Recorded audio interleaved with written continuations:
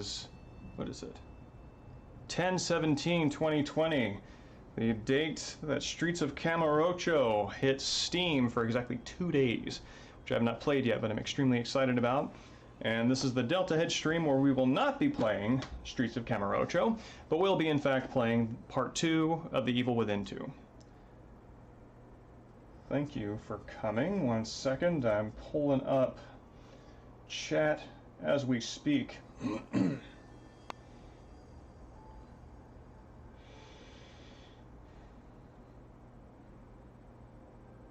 see.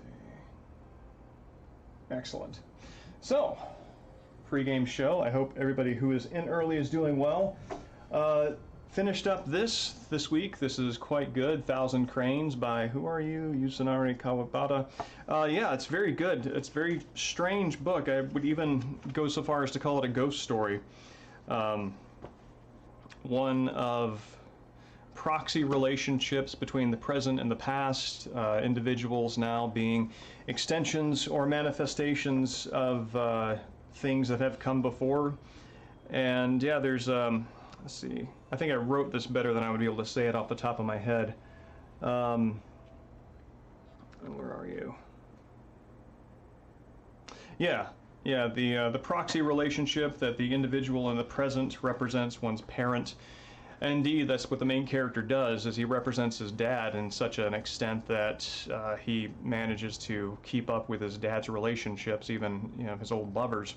It's like the man in the present is stepping into the ghost of the man of the past, and at the end there is a distinction or a separation of those two, whereby the ghost of the past that sort of seems to be inhabiting the main character's present moments is sort of injected into this old tea vessel as part of a tea ceremony, and sort of takes his place in the, I don't know, it's like the tea vessel itself represents this density of ancestral past, and his father finally takes his place in that object, freeing him from the present. Freeing the present from the past, rather, but not entirely, because once that vessel is destroyed with another character, something analogous, her mother's teacup is destroyed and she dies. So there's this weird interdependent relationship between the present ongoing and let's see. The proxy relationship prevents us from existing as ourselves, but we cannot exist without it. And that's sort of the central paradox that sort of lives at the heart of this book. And I know that's really abstract and really high level and doesn't really get at the heart of the characters, but it's a book that does touch on the heart and also has a very thoughtful premise. So, very good. I have started reading the Mabinogion, which is very good, these Welsh tales, which are a nice segue into my own cultural heritage, Howell being a Welsh surname, and HWYL, and I don't in fact know what it means off the top of my head, but these are good stories, and they follow some of the Irish Celtic folktale, fairy tale patterns. And at the same time, they have this sort of like archetypal familiarity, which makes them fun myths and folk tales. But they also have a kind of a unique spin on them, with certain rules that I've never heard of existing in a fairy tale world. Like there's always this, a supernatural being needs to get a human. Needs to enlist a human to accomplish some deed in their own realm that they themselves cannot do. So it's the sort of way of like the human, the hero, the individual being taken up into the realm of the supernatural. But there's also, and so that's very familiar, but there's also this rule whereby you can't kill something supernatural if you strike it more than once. So you have to deliver a lethal blow first, and if it doesn't kill them, you have to let them bleed out. It's a very weird rule that I've never encountered anywhere else, and there are a couple of stories that sort of turn on that, and so that's really interesting. So I'm looking forward to seeing what other weird rules for fairy tales show up in that. And the third thing that I've continued on with is Arnold Toynbee's experiences, which are some of his autobiographical writings. And these are just very dear to me. Arnold Toynbee sounds like a lovely man, and he reminds me of a particular kind of old-style scholar or academic, very similar to the ones who sort of gave me my intellectual grounding in college as a sort of classical humanist, liberal arts student. And so yeah, there's a warmth that comes from him that is paired with a certain intellectual rigor, curiosity, and a great deal of heart, with the understanding that there is no knowledge that exists apart from human well-being and the concerns of the past and the future. And with that in mind, he's a very warm person to read. And also, especially very touching as he's writing about the transition of his world from pre-World War I to World War I and World War II and the world after. Because this is written in the 60s. And yeah, it's lovely. And he also himself, being an historian of civilizations, has a great deal of reflection on what those sorts of wars and encounters mean for the rise and fall of ours.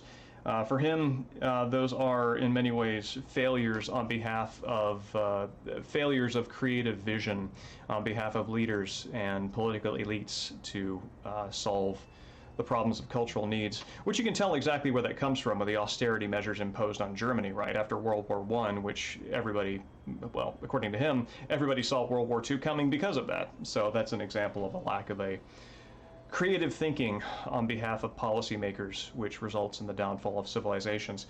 He's also introduced me to this, which I'm going to show you there. If you can see that.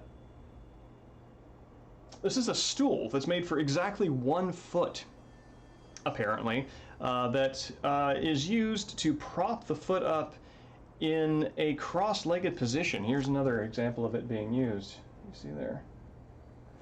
And that is fascinating to me, and I very much want one of these for my own, because at first I was like, well, that seems kind of silly, but now thinking, if you sit with your legs crossed, there's a certain kind of creakiness that can come into the knee by holding that position too long, and something that brings the burden of stress off of those joints while enabling you to keep that sort of like hip stretch position sounds fantastic, and I want to build one, and I'm gonna.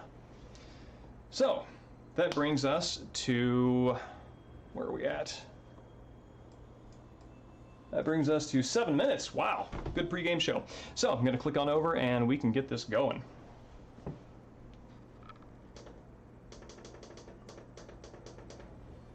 Oh.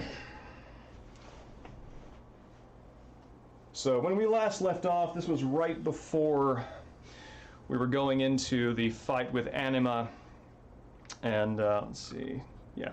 Right before well, not fight with Anima. This was actually before Anima was introduced, even, and decided to go ahead and save it right there so we can start with that search and that activation, because I don't want to go through the entire first area without having activated her, because her activation opens up a lot of really good scary moments that I love, and it wouldn't be the same without it.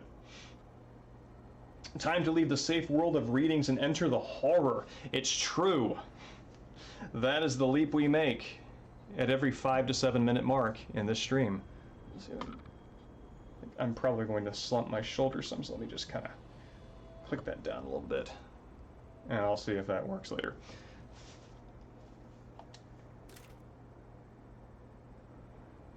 Oh, well, this is no good. Give me 1 second. I need to adjust something on my TV.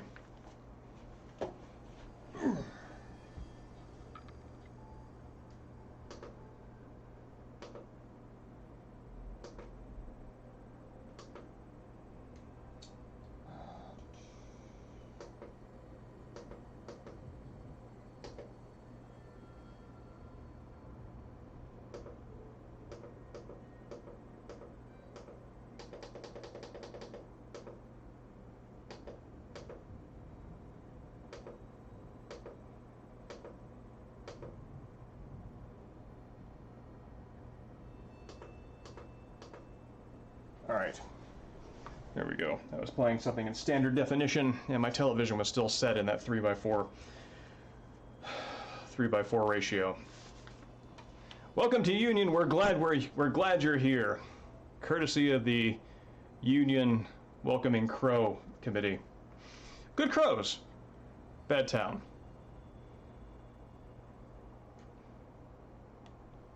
I do wonder, I've never played around with this, well, I haven't played around with this as much as would reveal what I'm looking for, but I wonder if there's something just slightly off camera that happens if you kind of roll it around a little bit and hold it there.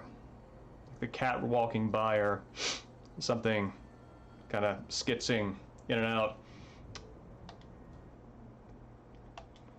To be searched for on another day.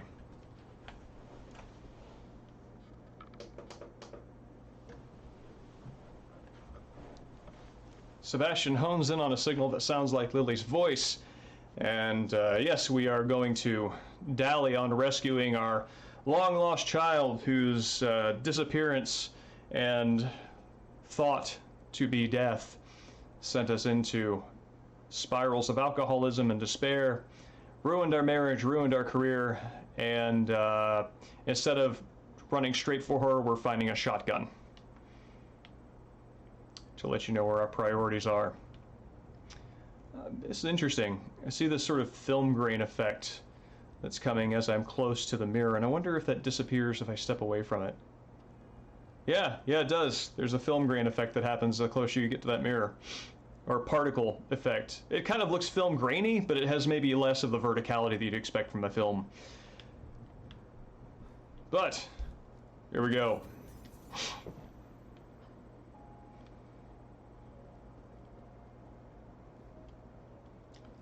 So I'm gonna get used to these controls now and stop playing Fatal Frame with my reflexes. All right, here we go. I think that enemies that I kill stay dead. Don't 100% remember, but I guess I'm gonna find out if I see somebody hauling a corpse over here. Nope, they stay dead. Lovely.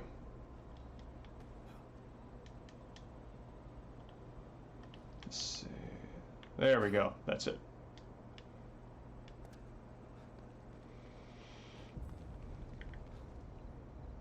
Let's see. This device that he has, every time he pops that thing out, I keep thinking like, it makes me think of MGS5's, I think it's MGS5's little radio thing, because he pops it out and it's got the little display there. Just something about the animation and the shape of the device looks very similar and prompts that reflex. Unless the event leader responds to them. Yeah, I think they do stay dead from what I'm seeing here. I very much hope that those creatures that can, the really fast ones, the sort of jerky zombies that can take multiple stabbings, stealth stabs, I hope they stay dead.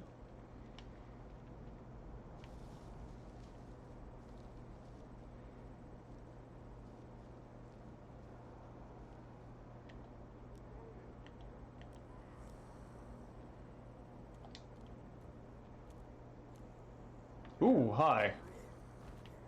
It's gonna keep on going. No, thank you.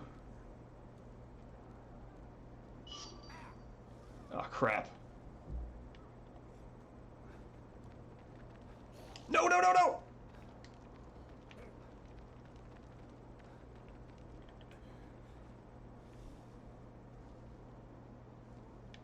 Damn it. Okay. Hopefully there's enough cover here. Evening, Space Hamlet. It's good to see you. I have, oh man, I kind of screwed myself over with my last save file.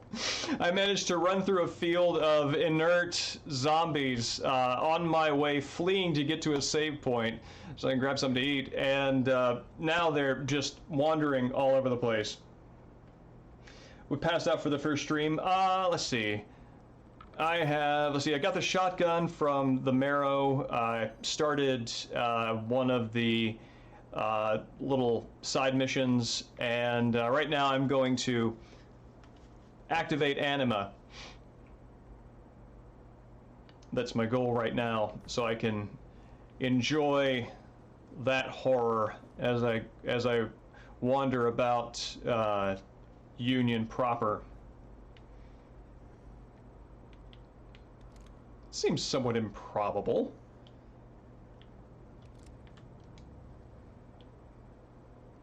I'm pretty sure that eerie music is meant for going into the room with Anima, that sort of bass growl, but honestly, the coat rack on the front porch is weirding me out enough.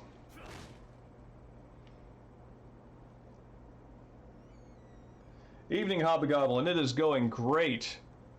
I exercised for the second time this week, which is the first time total I've exercised in the past 2 weeks, so it feels good to be back on track of that. And I voted today, which, if you are an American citizen, strongly recommend you do as soon as possible. And so that was good. I feel a sense of accomplishment and civic duty. And I read. That was good. I ate a muffin. And I played a game. So yeah, solid day so far. Ark, I'm so sorry to hear that. Being out of coffee is wretched. I was in a position that is, I think maybe, I don't know if equally disastrous is the right way to frame it, but it feels that way.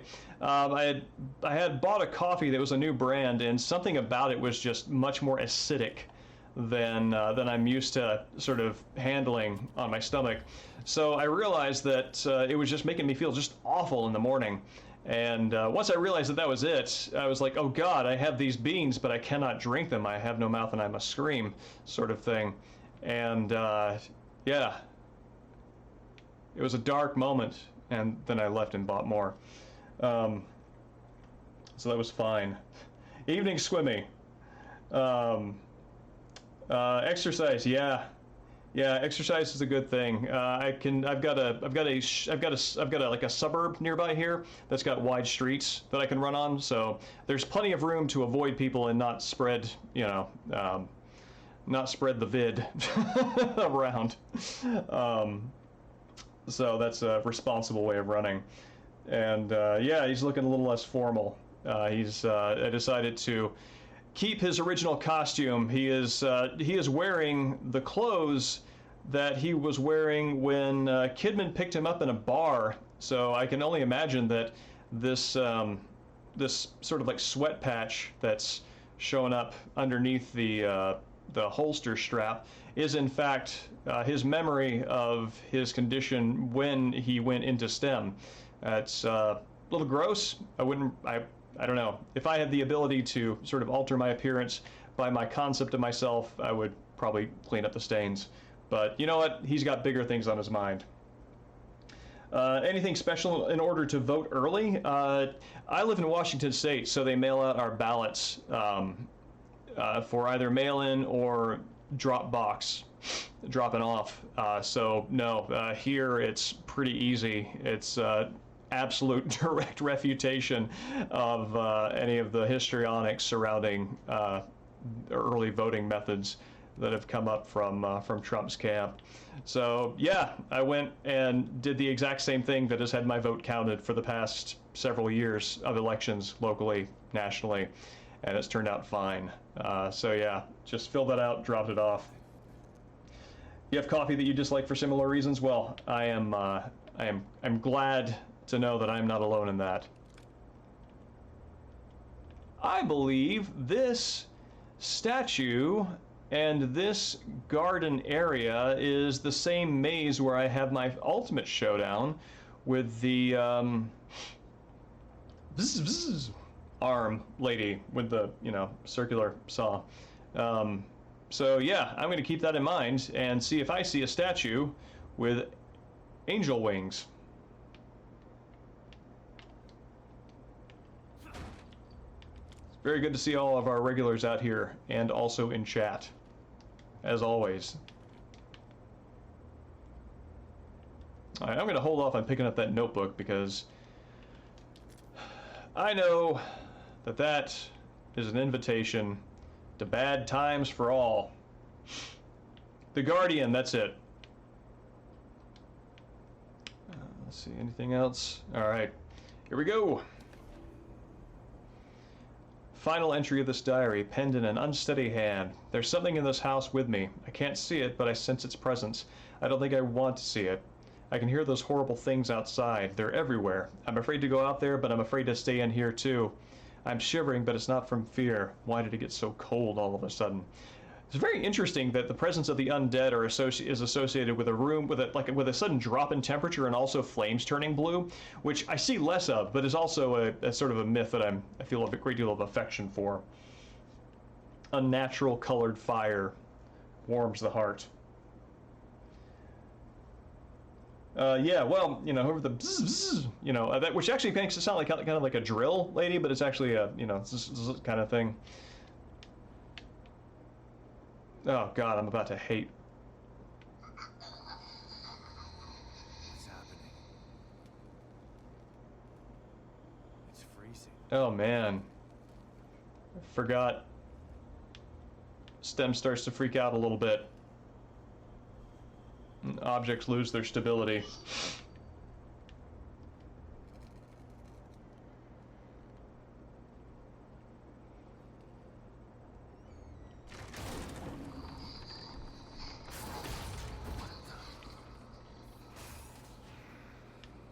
Oh God, she says his name. It's so awful.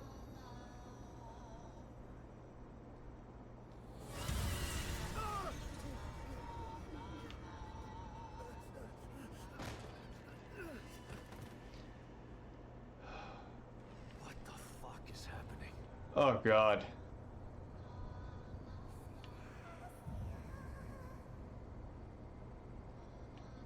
Ah!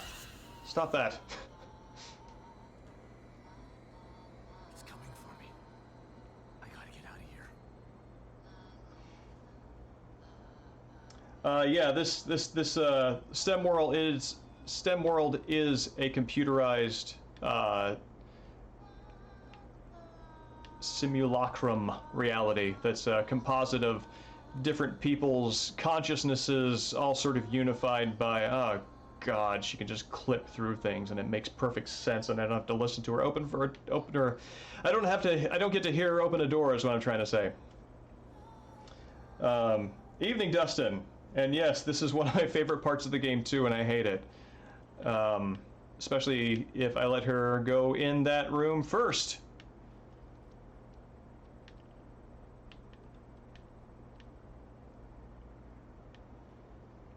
Because now I don't know what part of her patrol she's in. There's gotta be some way to get out of here. Alright. And this is, of course, Laura, I'm sorry, Anima is her name. That's really interesting. The flashlight does this. If I focus over there, it narrows in, but then when I come here, it's like whoosh. My reading of it, Anima is this sort of composite figure of Sebastian's traumas. Her character design is like this sort of ghost with the flowing robes manifestation of Laura, who is easily the most frightening, horrifying thing from The Evil Within 1.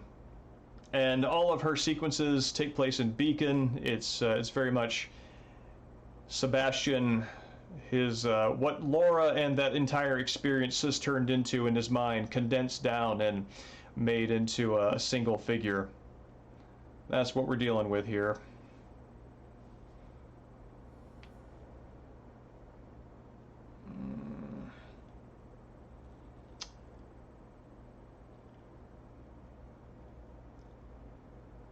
And her song that she's singing is a kind of screwed up Clair de Lune. Other people died from Anima, which is throwing you off. Yeah, the thing that, do you mean like throwing you off in terms of that particular interpretation, or like coming up with a sort of synthesized view of her?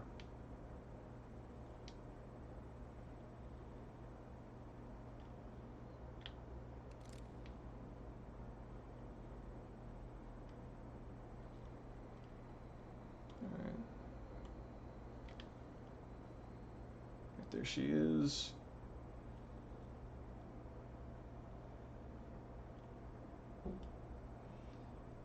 Most victims are themselves and not actual people. Wonder if they see her the same. Yeah, that's a really good question. I kind of feel like I think there is room. Huh.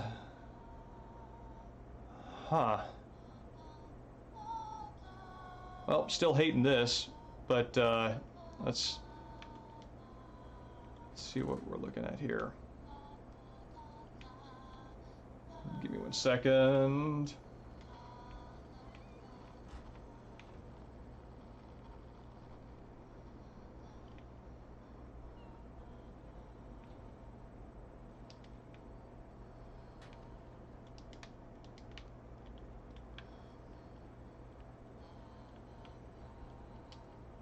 I'm pretty sure this is safe. Yeah, I think that the fact that Anima is invisible to her other victims, in particular, the only one that I can think of is that priest who we see actually siphoned from her, that has his like soul taken out of his mouth.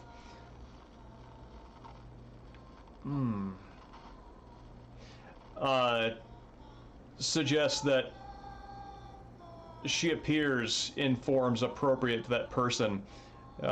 He seemed to be begging mercy from her as though she were God, and I kind of get the feeling that given the symbology of his religion, she probably looked very different than this particular manifestation, even though this, because I wouldn't see this and think of it as God necessarily, and there's no iconography in the religion to suggest likewise, so I think that she probably appeared to him in that form.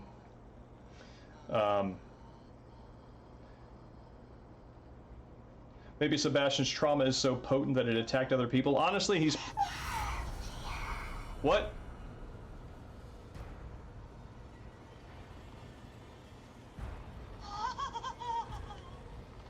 Oh, shit! No, no, no, no, no, no!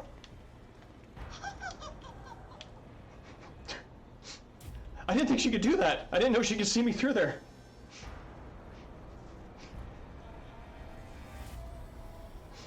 Okay.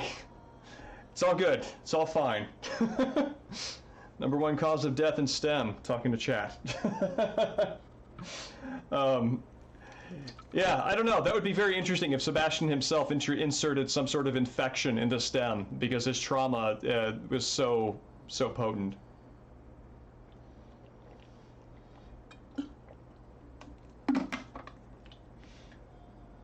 Oh no, that's good. It's good that there's like a rock paper scissors thing going on with the hiding design there.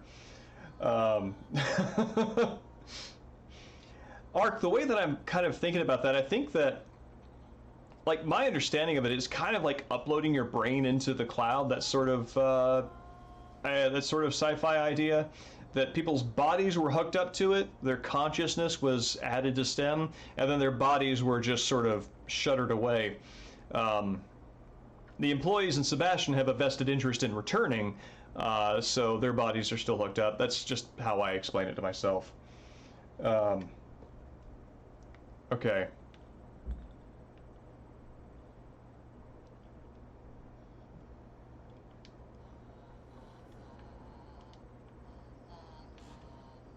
Ooh.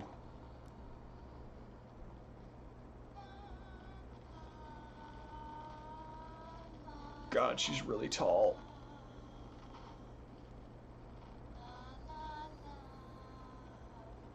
It's the fact that she's huge and also hunched over, which means that her true height is terrifying. I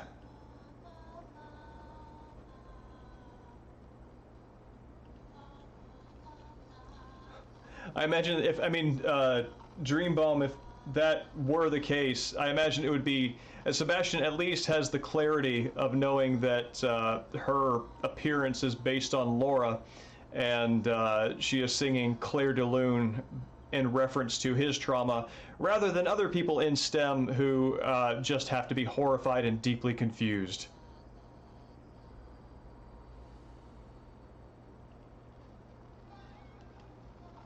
a lot of the hollow in this in the first game are basically imagined. Yeah, I mean, it really is wide open on that front.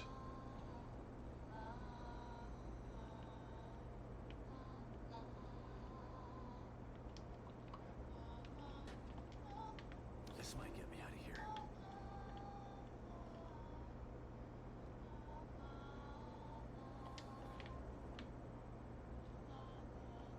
I think she's coming through this door. Then once she does, I can get out of here.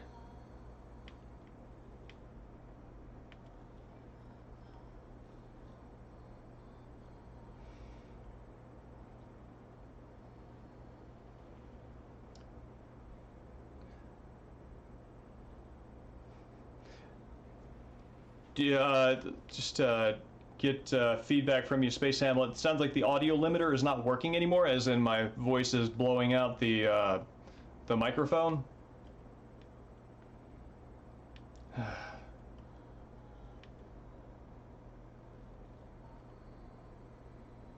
Ah, shoot. Okay. Give me 1 second. I'm going to get out of here, and then I'll fix that.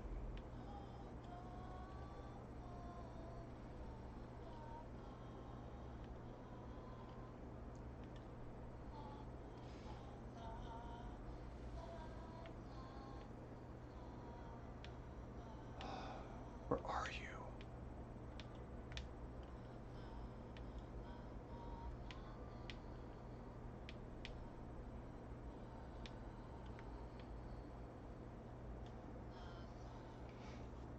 Oh, evening, Swedish X. I just noticed you in chat. It's good to see you. It's been a while. Yes, this is what I want. Horrifically.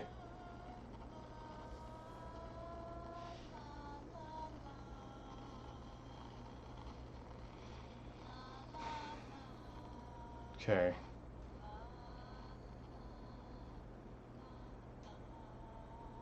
It's good they added that ink effect.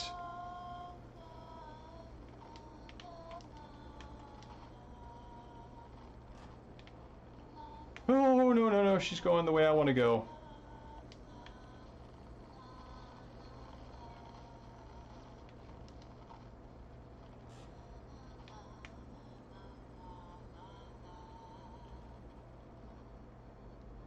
Okay. Okay, this is good.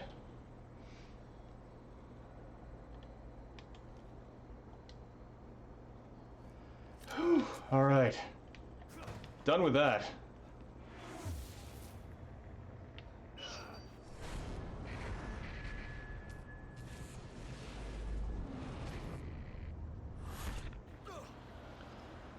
Oh, good God. Did I just imagine that?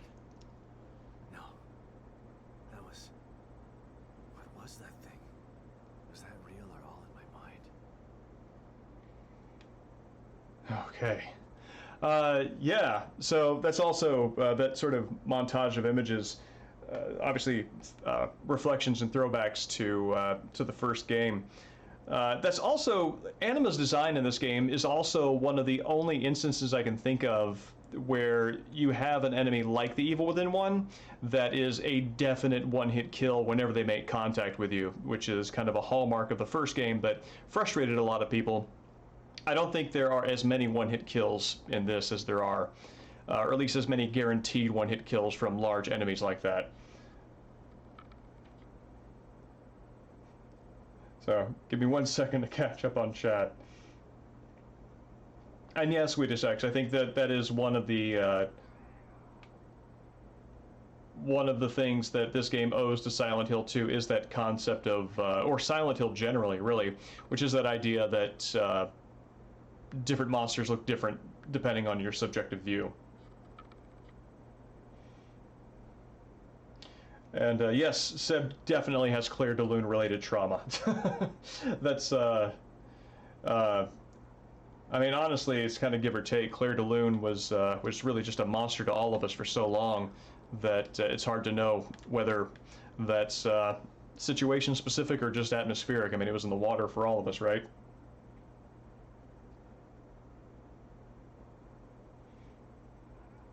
Oh, I'm sorry to hear the internet has been unwilling to cooperate with the streams.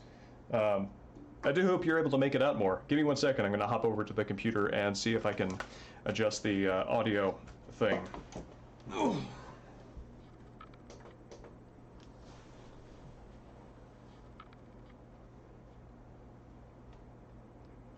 There's no sense. Well, that's weird because it does look like it's sort of hitting its.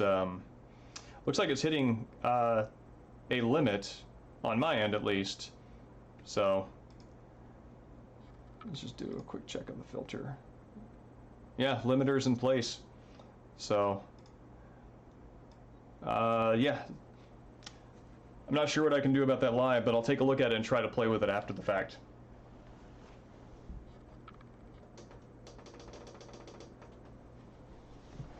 But I appreciate it. How come the DLC characters also heard Claire de Lune? That's interesting. Was Claire de Lune in the DLC? Well, I think that I can kind of think of like Claire de Lune as a universal property of STEM in the first game, but now is uniquely Sebastian's property in the second, is kind of how I think about it. Internet appeared to be fine, but keep buffering the stream. Weird. Did you have that problem with this stream specifically, or Twitch generally?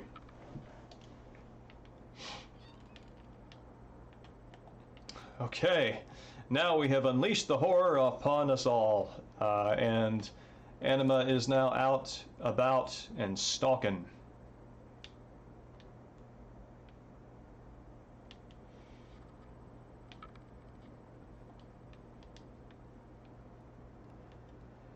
See who is out here.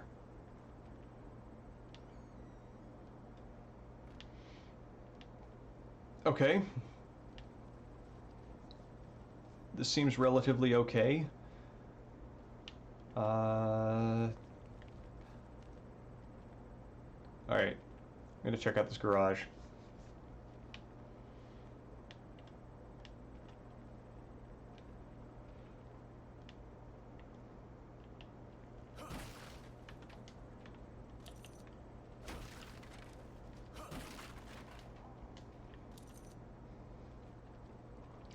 I recently picked up the remaster of Siren that's available on the PS4, and I actually missed that one on its original go-round on the PS2. One of the things I'm noticing... Ooh, ooh, ooh, ooh, ooh. No, no, no, no, no, no! Goodbye! One of the things I'm noticing on that one, as we see here, is that your regular kind of run-of-the-mill mooks, as they're standing around doing their stalking business, just kind of grumble to themselves constantly, and it's, I mean, obviously has gameplay value that they do that, but something about it seems strange to me.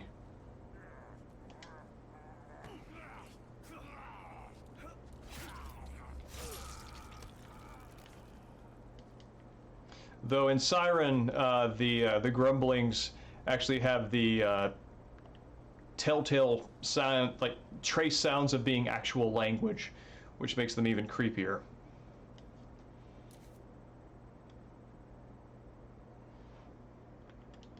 Yeah, Siren is a very frightening game to me, Dustin, and I have been going through it piecemeal.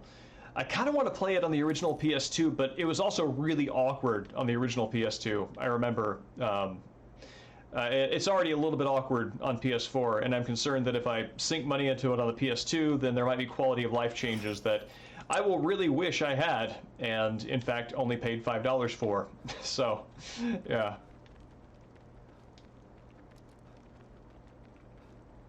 Original Siren is awkward but amazing. Yeah, I'm really fascinated by the fact that they apparently did face capture of actual people for the profiles, and as well as they could, given the technology at the time, mapped those faces onto the, like, I don't know, 7 polygons. that they could on the PS2. It's a really interesting visual style that I haven't seen elsewhere on the PS2.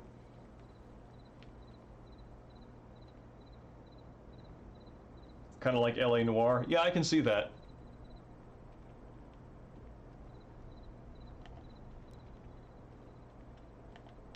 Yeah, LA Noire was one of the few games that I could get my parents to watch for any period of time because just the facial animations on that were so hypnotically realistic. Huh, that's interesting. Also, the writing was quite good and the voice acting was excellent. Actually curious to see if that...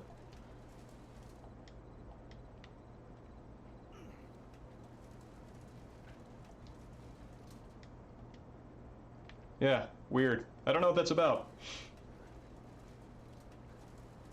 Yeah, it is a weird dumpster, and that is the kind of thing that I always appreciate my stream audience's patience for, because I will spend far longer on it than perhaps is interesting to anybody else.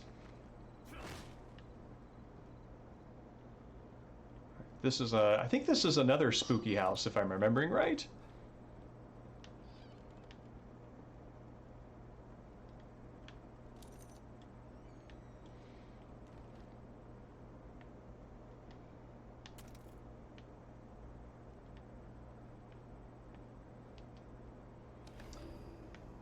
KCPD request for psychological evaluation. Yeah, this would have been after Sebastian was outside of STEM. Detective Sergeant Castellanos, following the events at Beacon Mental Hospital in October 2014, department policy requires you undergo a mandatory psychological evaluation. Please report to the Standards and Training Division to schedule your fitness for duty evaluation. Dwayne Wright, Police Psychological Services. Sebastian, this is nothing to worry about. Just tick a few boxes, answer a few questions. SOP. Oh, standard operating procedure. Gotcha. What the hell is this doing here?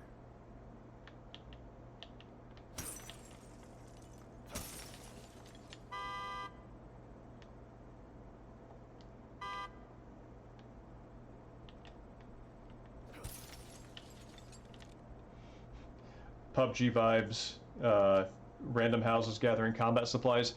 Yeah, actually, there's something a little, almost Silent Hill downpour about this, about the town. In terms of like being able to walk into these houses and having many stories associated with it.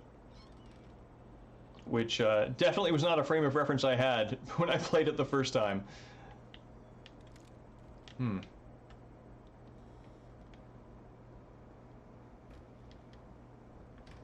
Fantastic.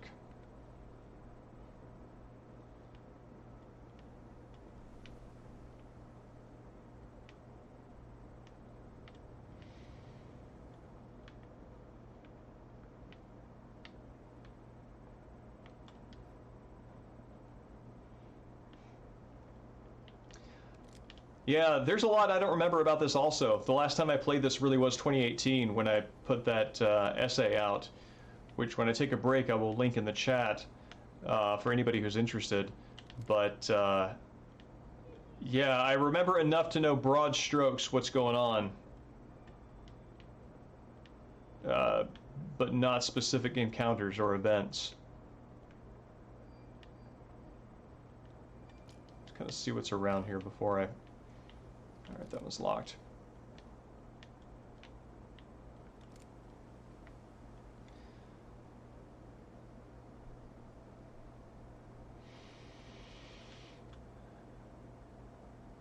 Yeah, when taking screenshots for the essay, I think I probably spent about an hour trying to get a good image of what's flashing on here. One of the images is Sebastian sort of comatose in a wheelchair, and the other one is the kind of table that he was wheeled in and put on when he went into STEM with the ring of lights above him. So this is just straight up a reference to him being stuck in STEM the first time.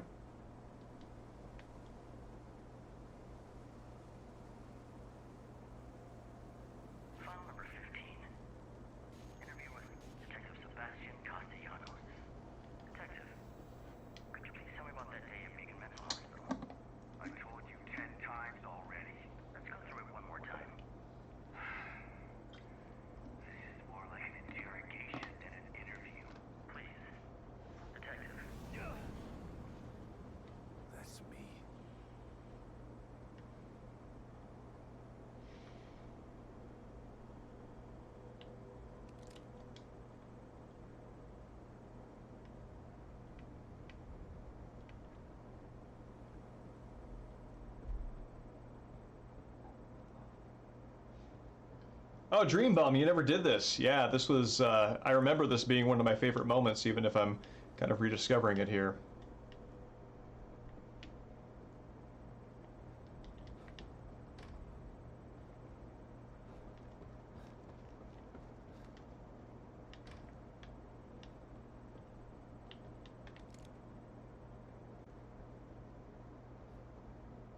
Oh, Jesus Christ.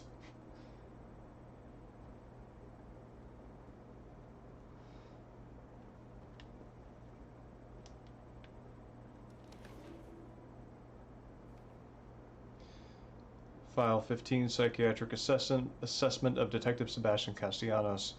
While cleared of any wrongdoing in the disappearances of Detective Oda and Junior Detective Kidman, okay, Joseph never made it back. Detective Castellanos' statements about the Beacon Mental Hospital incident have been vague and evasive. Initially reluctant to speak to a mental health specialist, Detective Castellanos eventually opened up about what happened that day. It is my expert opinion that he is suffering from paranoid delusions. The recent death of his daughter, combined with whatever happened at Beacon, seems to have fractured his grip on reality. It is my recommendation that... Anything on the back? Nothing on the back.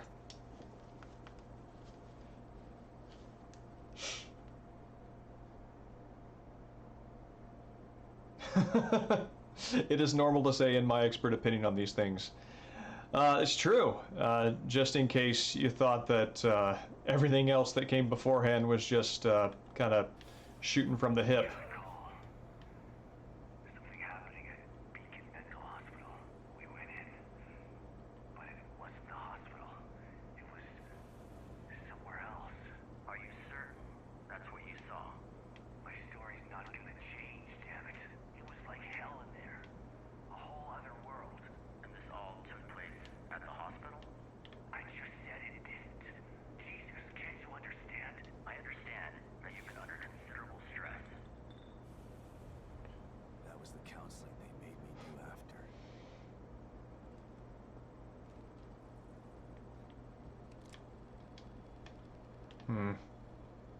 Not a fan of that.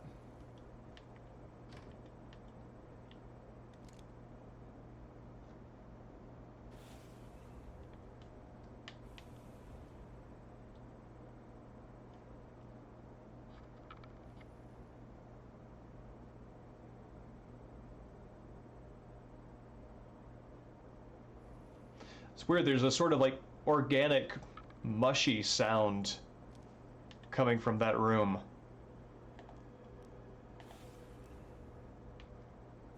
Yeah, there's the table with the headlamp over it.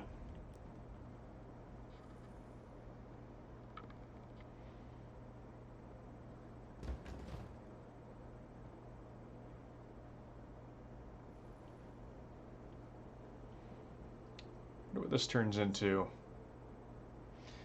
Yeah, every part of this building seems to have a beacon alternative form. Yeah.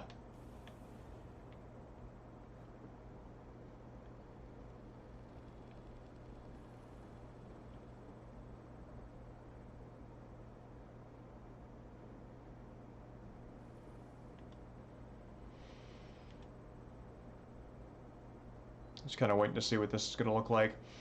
There's a particular kind of growling that is not not standard ambient sounds for this game. I'm wondering if the sound samples were lifted from the first.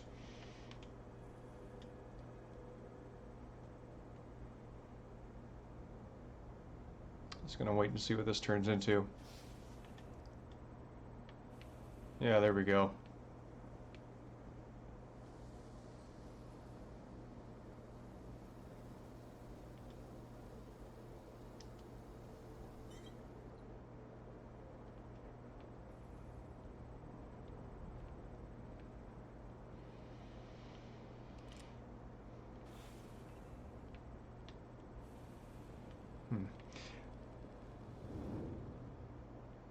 It was just a fever dream. A thing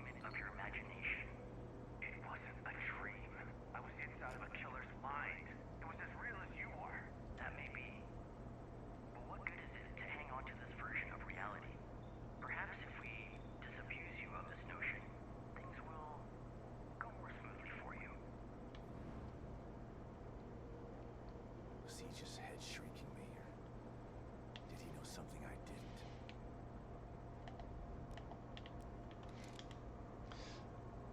It's that phrase, "that may be," as input that seems very suspicious, uh, strange.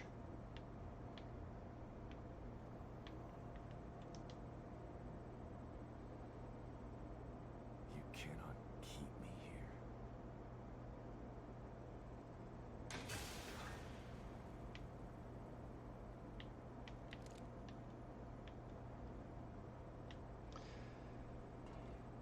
Whew, boy. Yeah, this is also one of the few parts of the game where you have transitions in that sort of dreamlike manner similar to the Evil Within ones. Everything else is fairly controlled and deliberate and even player initiated. This is the most Evil Within one like experience.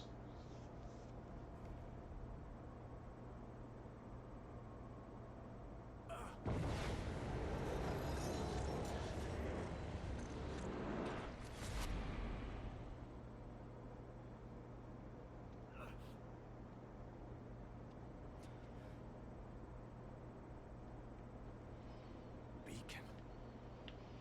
I can't be back.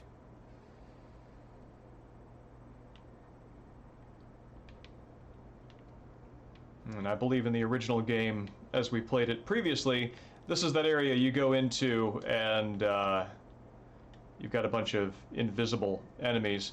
But this also, with the wheelchair and the drip stand, this is basically the area that your camera zooms through when you press start in the Evil Within 1. That's my read on it anyway. So this is like Sebastian actually going back to Beacon in memory, but also Beacon, a return to literally the Evil Within 1, the game.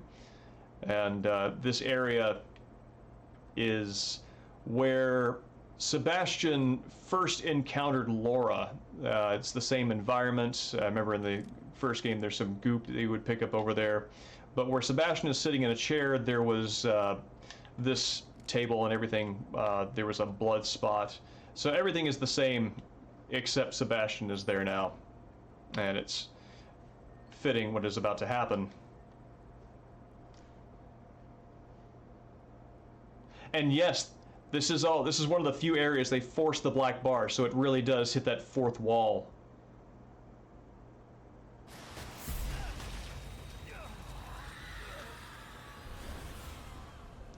Oh man, it's awful. Yeah, they put the black bars there and they really force that fourth wall comparison.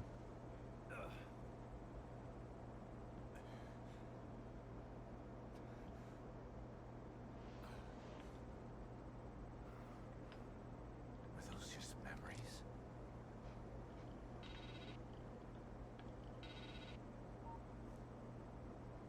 What do you want? Sebastian, are you alright? Your vitals suddenly spiked. You're about to go into cardiac arrest. I saw Beacon. I was there again. How could that be? This is a completely new stem. I don't know. But I know what I saw. God, I hope it doesn't happen again. It's bad enough in here already. I don't want to have to relive the past over and over. Place is trying to mess with me. Can't get distracted. Gotta find Lily. Same Swedish X. I'm also curious about the technical side of things too, and how they construct those, because I mean the illusion for all those shifting things is something you can do so well in a video game, but it also seems like the seams could appear very easily. And two locations running in tandem that they can switch between. Yeah, that's really interesting. I don't know how they do it. Cannot doesn't sound very like said. Yeah, that it does sound a little more formal for well, especially for where he's at. And the scared face he made in the mirror. Oh yeah, the sort of like a little exaggerated. I was gonna say I am pleased with being able to frame this shot with a degree of balance when Sebastian's head does not overlap with the bottom of the hanging lights. That's something that I find myself unconsciously doing playing any game.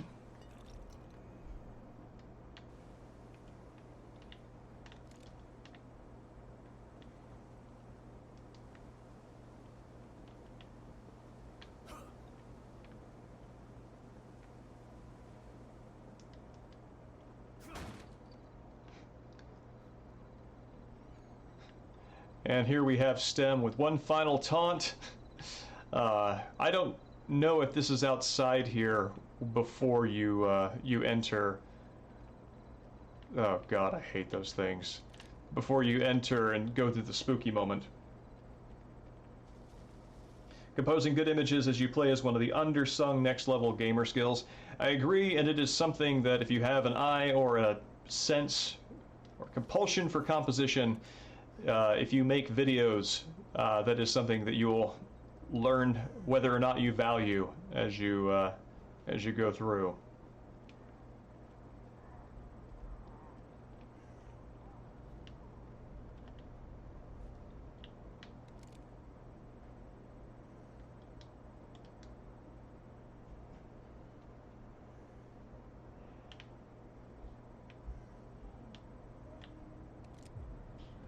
Okay. A lot of dudes are now awake and prowling around there.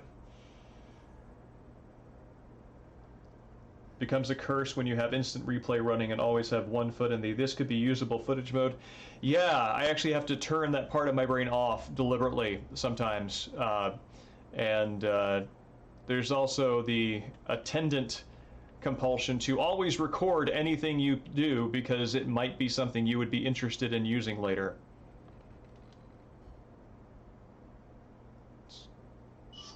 What we got under here? I see someone, but don't know if I want to deal with their nonsense.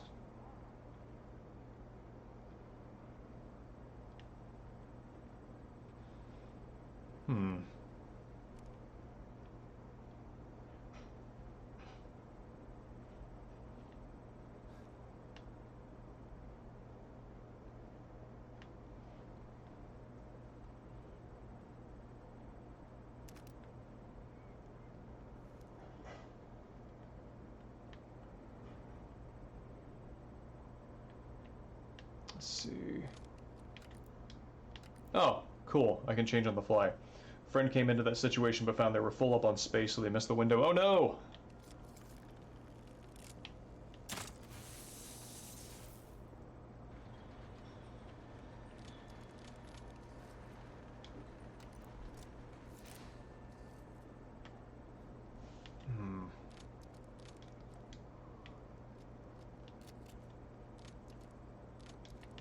Okay.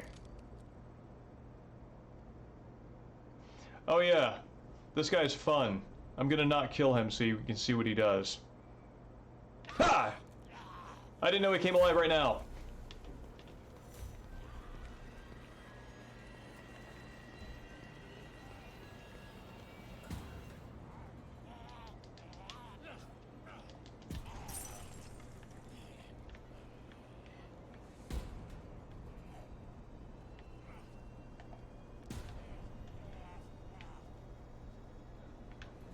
Where you at, brother? Next time I might not be so lucky.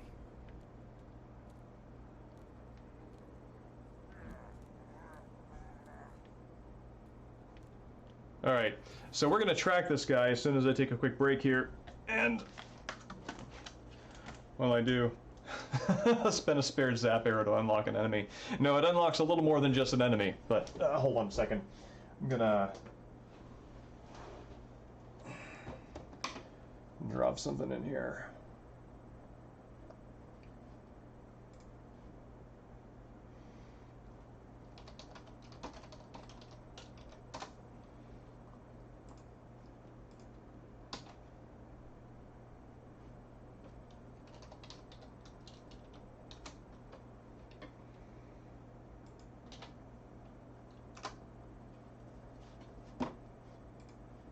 There we go.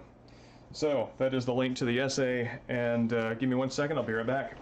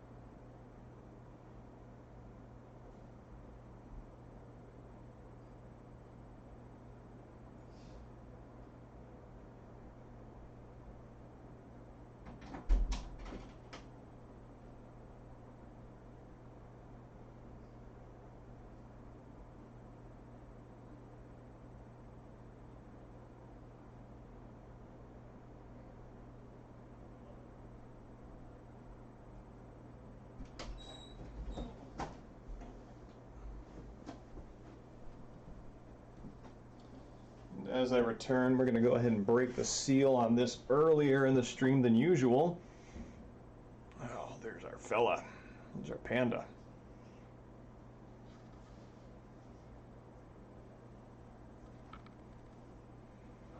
Oh, giant panda.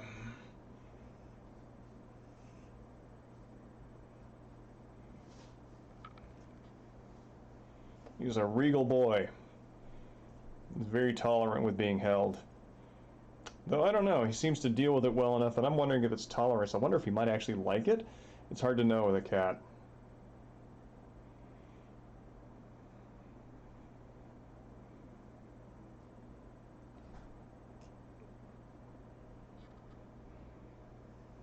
Honestly, I'm surprised the viewer count doesn't jump into the triple digits whenever he pops on, because this is by far the highest quality internet content I've ever produced. And I'm including that link. Oh, come on, buddy. Yep. Oh. Yeah. All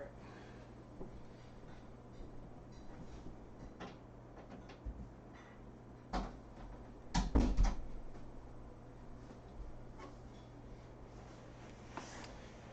Oh, yeah, he's a good boy. He's a good guy.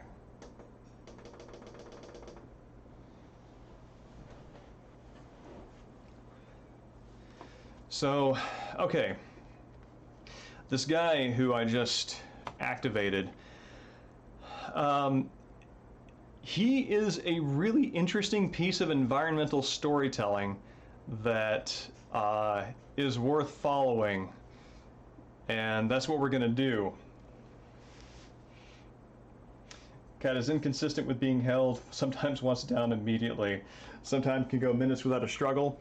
Yep, that's the other one, Swedish X, who's appeared on stream. Skylight, she's more in that camp of cat.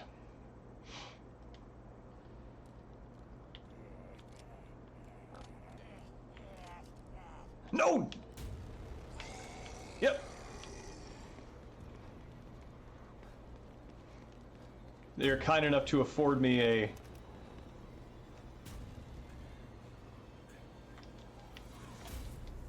Yep, in we go. And that's that.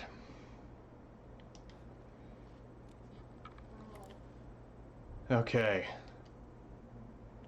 Let's go ahead and save all that. I think after I play through this, might be a good time to get back to my Akumu playthrough.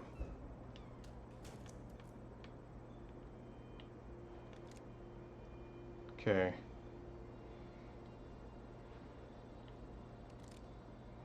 Yes. Okay. See, he's running. He's getting confused. What is he doing? Well, this isn't quite the environmental storytelling that I had in mind.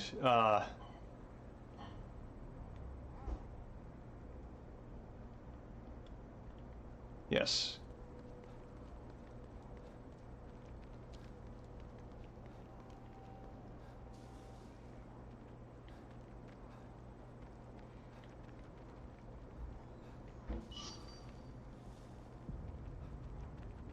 Run, Forrest, run. Oh, crap!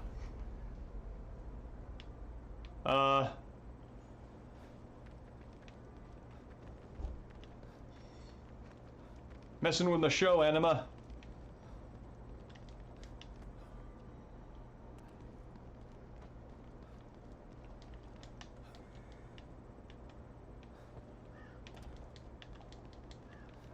It's too dark, I can't see. There we go. It's, what?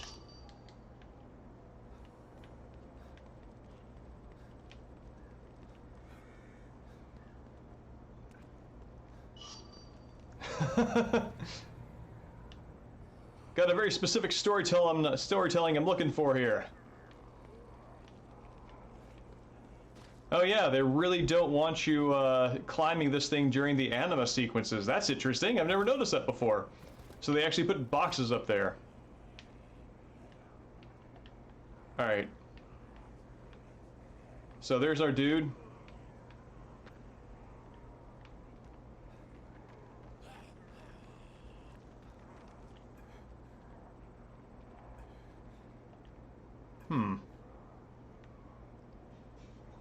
There we go.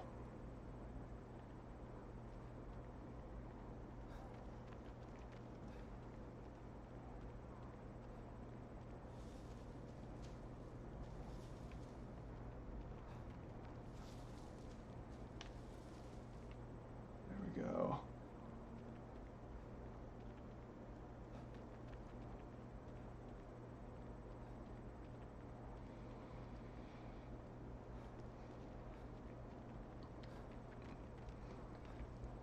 I should say I have a supposition why this is the case, but have no real explanation.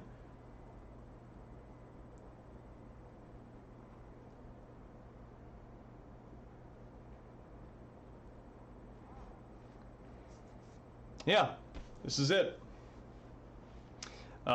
He specifically runs wherever he is. He runs specifically to this guy's safe house and bangs on the door.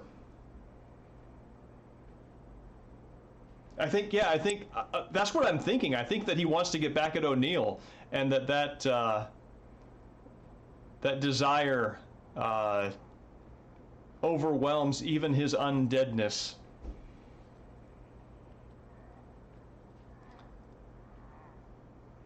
I'm actually really curious if I can...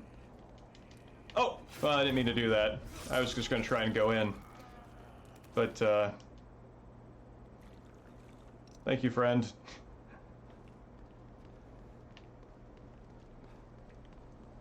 Oh no, Dream Bomb. That's exactly what I'm thinking. I think that that O'Neill probably was responsible for a lot of the other Mobius operatives' deaths, and that's still around. Anyway, yeah, that's a nice little slice of. That's an instance of of environmental storytelling that this game does that I think is really neat, that you kind of have to pay attention to. And it doesn't explain, and I love that. Because I like when the burden is put on me to figure something out in a story.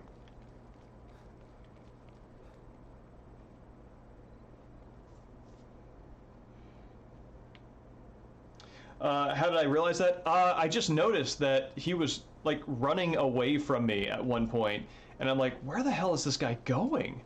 And so I decided to follow him, and then and I lost him. But then on another playthrough, I noticed there was a zombie banging at the door of O'Neill's safe house, and it just I remembered the visual design of that zombie, and I was like, is that the same guy? And so then one day I just followed him, and that's where he ended up.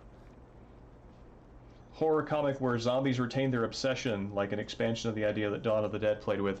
Oh, interesting. Yeah, I can see that.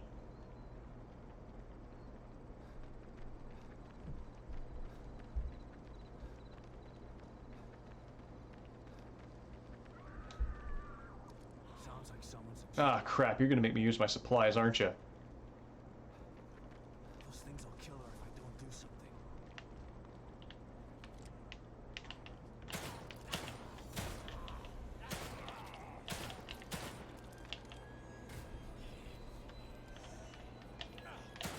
Oh, come on, dude.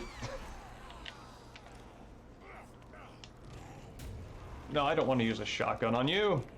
Thank you.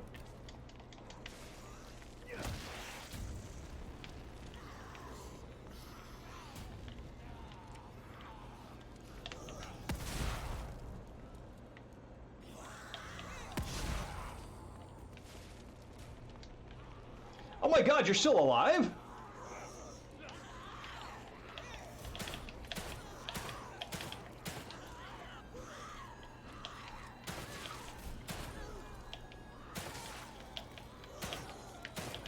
Out of ammo. Okay. Ah, crap, I missed. Oh, that's awful.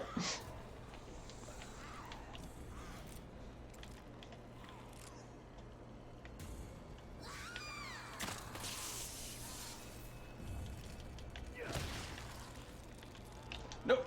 Reload. Ah, damn it.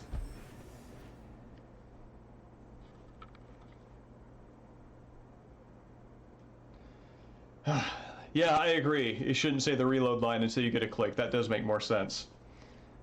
I wonder where it's going to load me back at.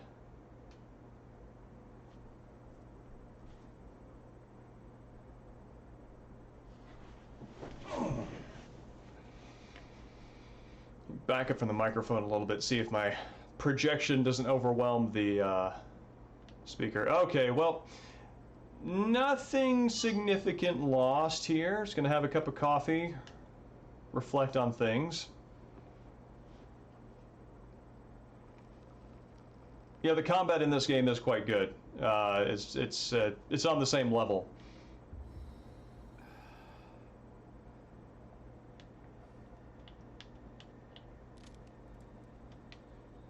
One thing that... No, it's not doing it there. Let's see. This guy... Still out here. And he is not. Now, one thing that I wish the reticle did as a combat thing, you can move it in degrees by adjusting the analog stick, but I wish it had just a little bit of a, like, I don't know, quarter-second buffer before it hit full speed when I jammed the stick in a direction. That would enable me to use my thumbs sort of like natural press hard reflexes and also get a more accurate bead, because most of my mistakes come from overshooting when I'm trying to adjust aiming.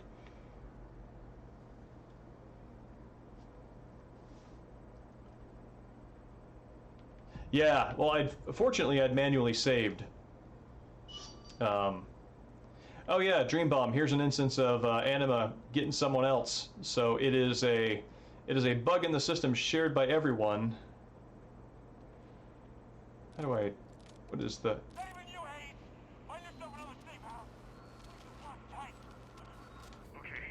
door's locked. Windows secure. Power disabled. Nothing's getting in here. Not even you, Hayes! Find yourself another safe house! This place is locked tight! Understand? Shit. This is so fucked.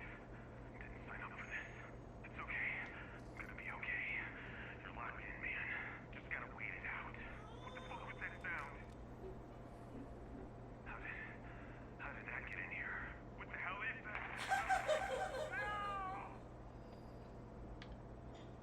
Okay.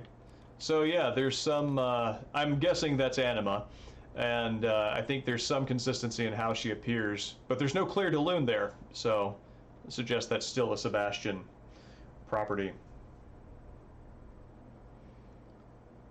A stick extender for shooting games. Oh, interesting. I don't think I know what that is.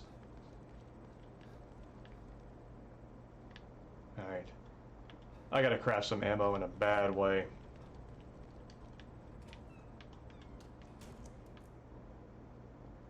Anima's laugh wasn't subject to the same audio grain. Oh, that's interesting.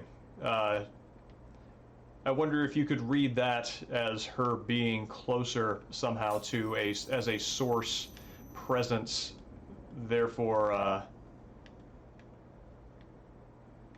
communicating with less distortion, because she herself is of STEM rather than people who have been added to it.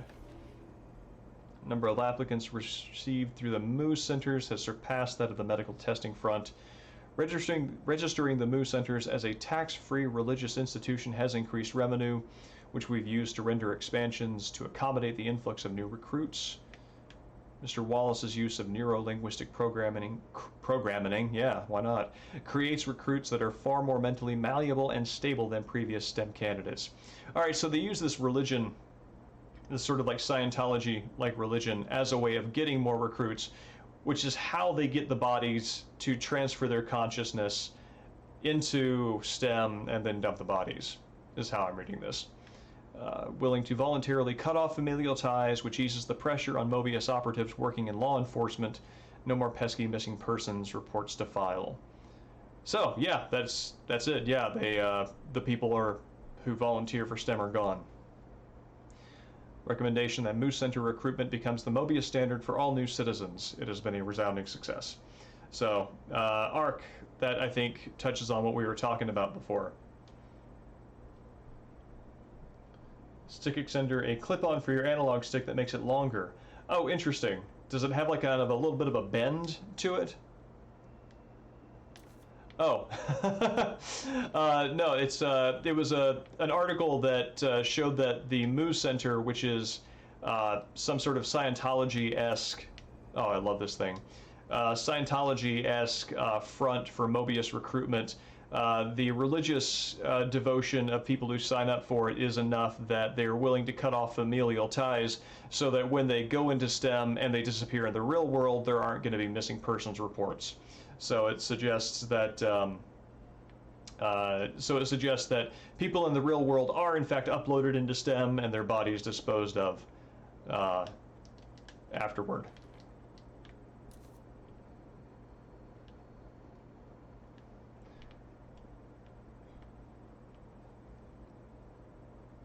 What if the text itself was created by the STEM as a kind of immune system to prevent people from understanding its reality? I mean, it's possible. I don't think that's off limits.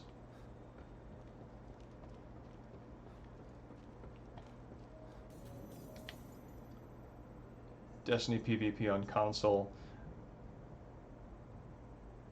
Not just being contrarian. No, I don't think you are. I think that I think there is a lot of room for different ways of reading it, and that's what makes it compelling as a narrative device. Okay.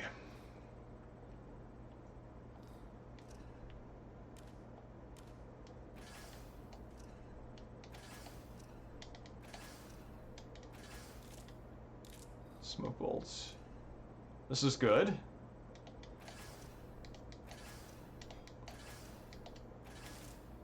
And how many of these do I have? 2. Excellent. I think it's real because those would be pieces that come from Theodore's psyche, who is still in STEM. Yeah, that's true. To the extent that STEM is also, I mean, even though it is a more stable environment than in the first game, it is still a composite environment, so the strongest personalities would have the most presence and sort of bleed over into other people's cognition. So Theodore's memories would absolutely intrude on Sebastian's experience.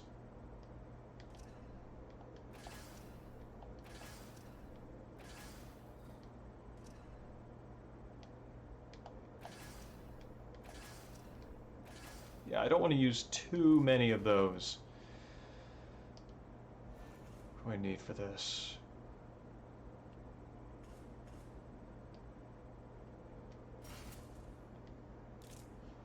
Oh, high-grade weapon parts. Oh, right, the red gel just, the red gel is for abilities, not weapons.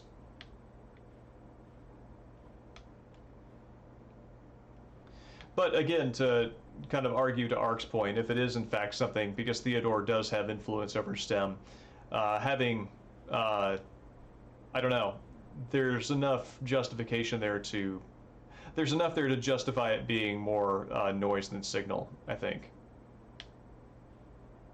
An unreliable narrator.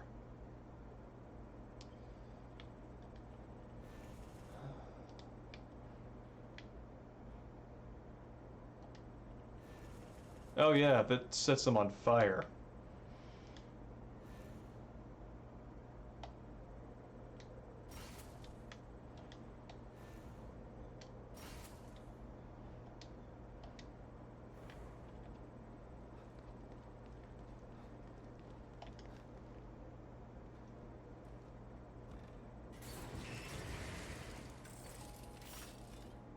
I see you're Yeah. aware of my services again.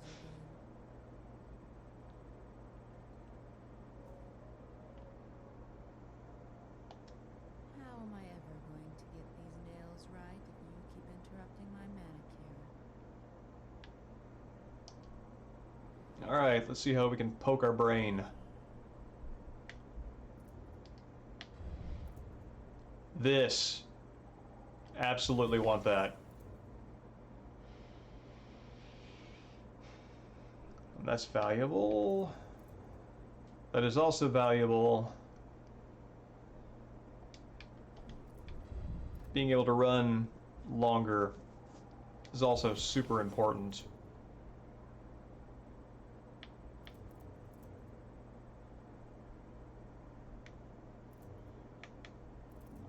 Okay, I could buy that, and that's good.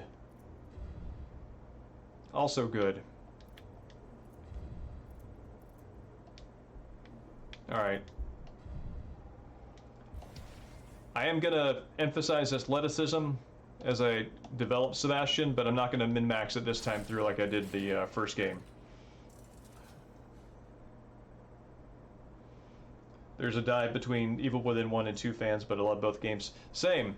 I like them both for different reasons, and I can absolutely see why this one gets more love as an experience. But the first one is just this very, I don't know, the first one feels very hardcore in a way that it has harder edges, is I guess what I want to say. And that can be both good and bad for your experience. Yes. Go on. People who love one but hate two, really? That's unexpected. Hey, Kidman. What can I do for you, Sebastian? Beacon. My life was skidding off the track before I went into that place. Being inside Ruvik's head like that. I haven't been the same since. They tried to tell me it was all in my mind, but my mind couldn't have dreamt up the things I saw in there. You don't have to remind me. I was there too. Yeah. Your pals in Mobius didn't have any problem putting you in danger, did they? Maybe. But if I wasn't with you, we might not have made it out alive. There are times when I'm not sure I ever made it out. And now I'm in another stem. And I'm still with you. We're going to get out alive. Just like the last time. I hope you're right about that. For some reason I thought I picked up another slide in addition to this. Huh. One might be more your style. I can see that. I definitely recommend playing both. Thanks, Kitty.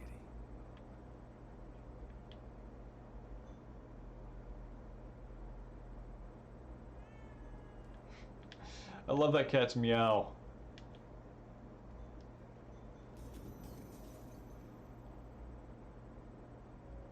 Evening Mexican Sting. Evil Within 2 is to Silent Hill what Evil Within 1 is to RE4. I can see that definitely. I also think Evil Within 2 has a similar relationship. It's kind of like a crossover in some ways between Silent Hill and Metal Gear Solid 2. Looks like it's locked by some sort of password. Yes, Space Hamlet, you are right. This is much more expository. They are much more interested in reaching the player for to understand what's happening in the game. I think you were right about that. How are you doing tonight, Mexican Sting? Oh, they know 2 wasn't directed by Mikami? Oh. I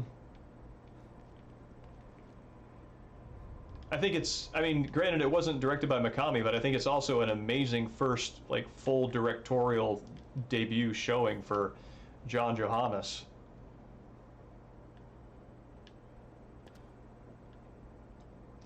A westernized game when 99% of the staff was Japanese. No, this game very much feels like it feels like a Japanese style adventure game to me.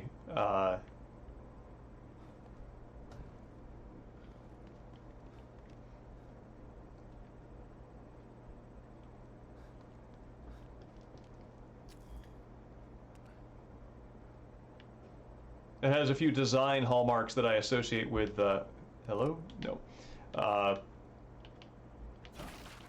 With Japanese style games in particular save points, which is something that I think that a lot of Western games kind of stay away from.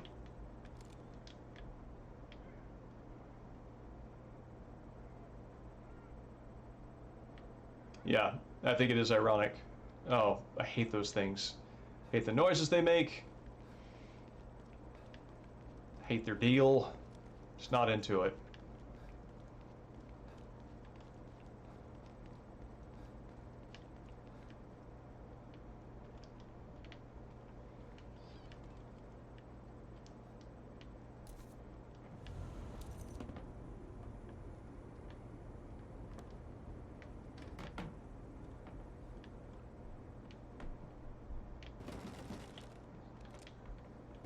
Oh, It's that thing. Jesus.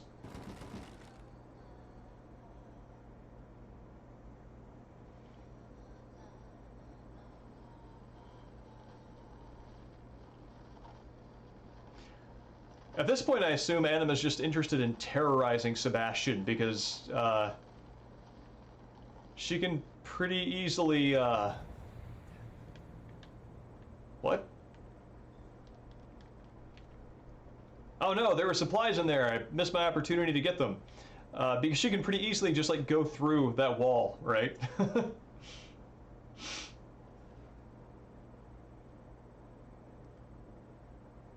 Chronic health digestive issues acting up. I'm sorry to hear that. And tested negative for COVID, that is fantastic.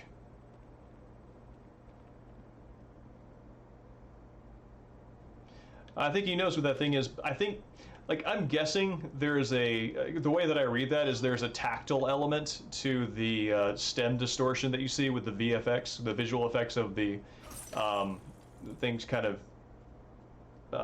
it looks like kind of like an EKG effect. That's not the right way to phrase it, but whatever. Anyway, I kind of assume there's sort of a tingling feeling or a very specific kind of experience associated with that, which is why that makes sense to me.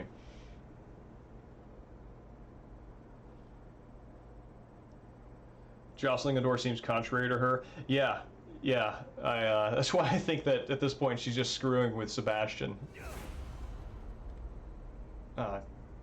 Jesus.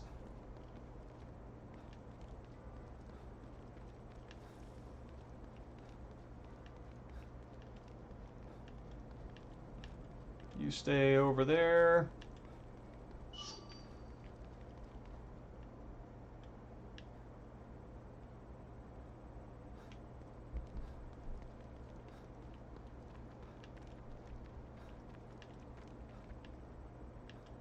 Absolutely go away forever.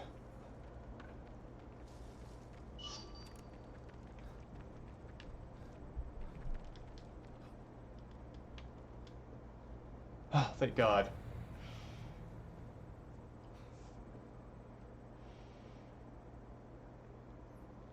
Ah, I hate this. Every time I run away from her, I wind up in some place and I have no idea what the enemies around me are. It's very effective.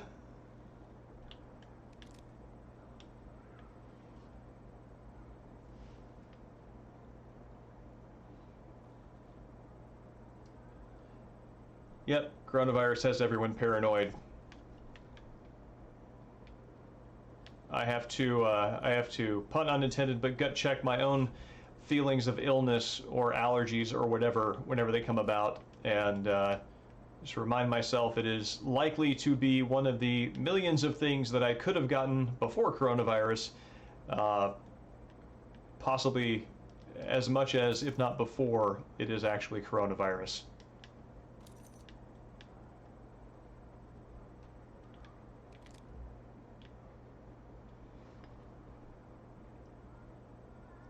Memories of the insane cancer encounter. I wonder if I can... Nope. Nope, that is a wall to her. Oh man, I don't remember the insane cancer enemy? The name is familiar, but I'm not remembering the experience.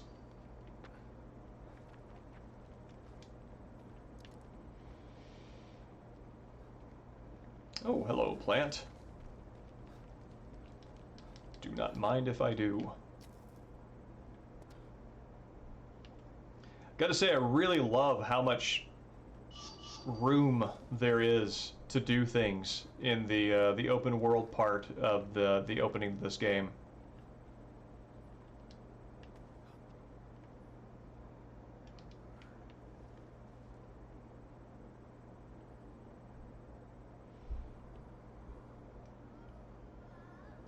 We're all still here playing games, so we can be grateful for that. Yep, I am particularly grateful for the technology on hand to be able to stream, because this has been one of the oh no, this has been a healthy substitute for regular social interaction while isolating.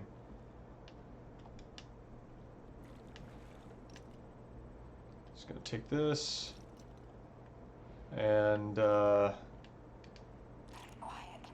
Something chasing me. God, it's quiet. Something chasing me. A ghost? It doesn't look like those clear things. What's going on? I can't deal with this. I can't. Shh. Gotta calm down. Can't let it hear me. This train is the only way out of Union. Why isn't it running? Where is everybody?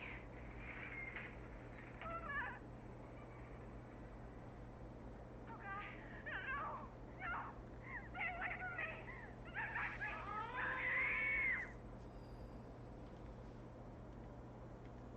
oh man. Well, yep, Anima's getting everyone, regardless of who.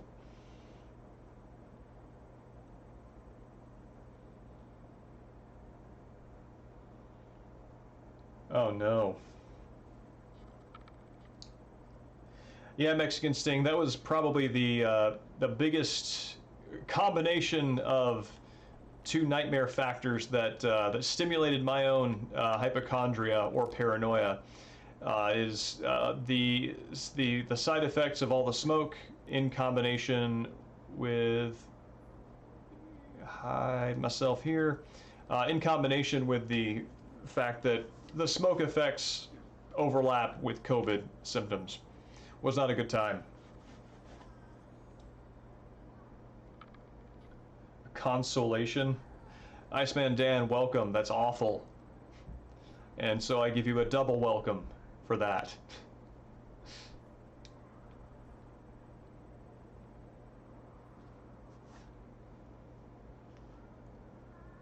Cancers were the large, obese, like enemies. Oh, yeah. I remember that now.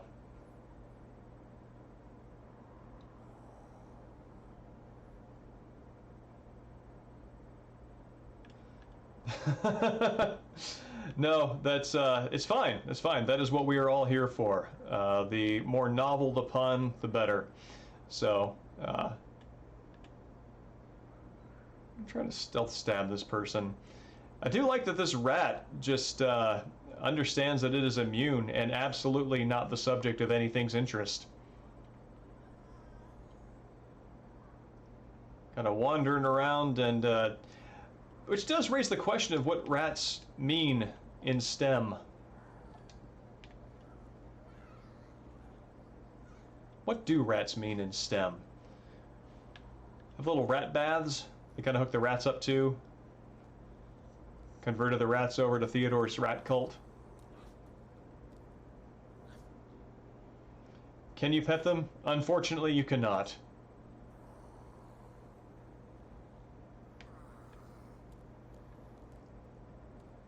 However, you can pet the zombies. With a knife.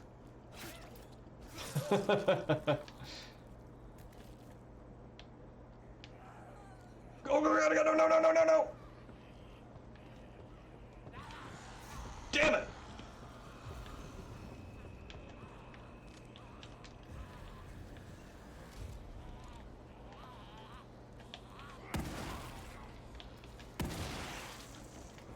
Oh, I did not want to do that. I absolutely wanted to stomp him.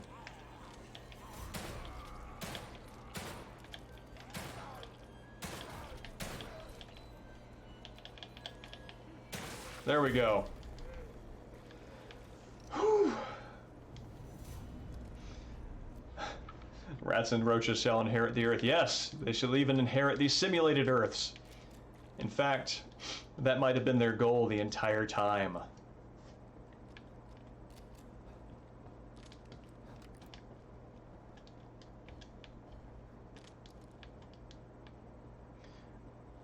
Perfect headshots are more cost-effective if you can nail them.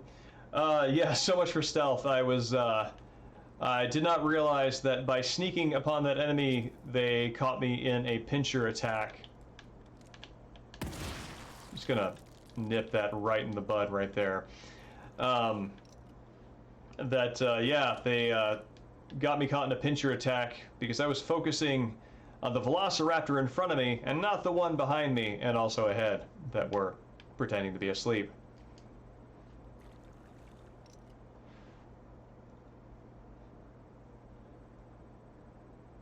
Entire playthrough in Nightmare is making a detour to get bullets, only to lose them by making mistakes getting there in the first place. Yep, that's pretty much what my experience has been on Nightmare so far on this playthrough.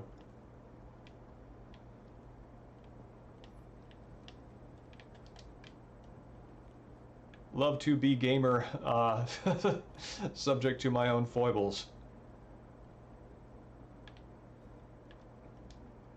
And it makes me wonder sometimes if the pleasure I took in Resident Evil owed to the fact that it was almost entirely about planning and the dice roll of whether or not your bullets were going to be criticals, and you didn't actually have to be accurate with anything.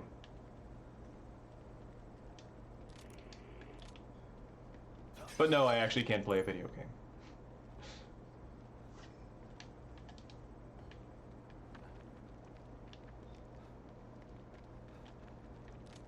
Oh man, one bullet, one shotgun left.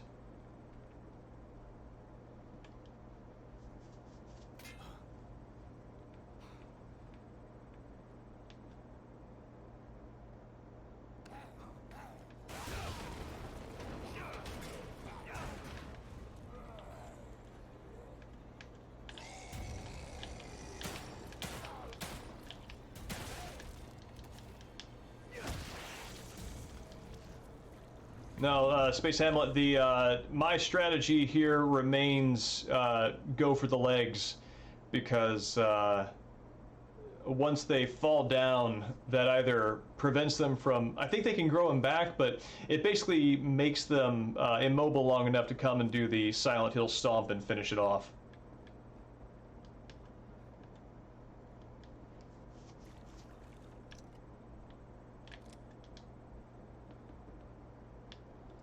Oh boy. That's never good. 4 headshots, you might get a critical and blow its head off.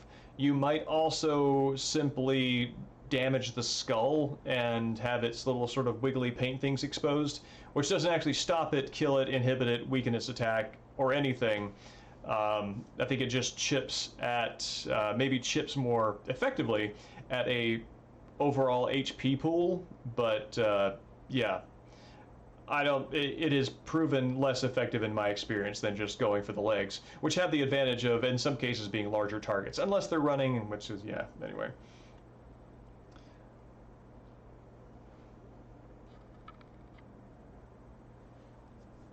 Just keep magnum bullets and finish the games in excess of them. Yes, Dreambalm, that is my experience as well. Let's see what is going to happen as I walk forward into what is obviously a trap.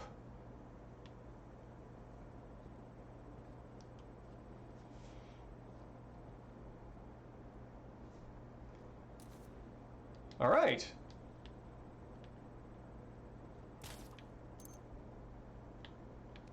Oh, lovely.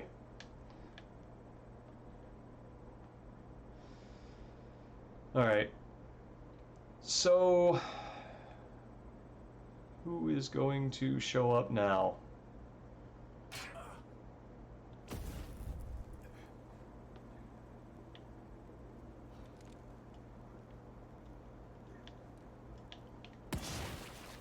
All right.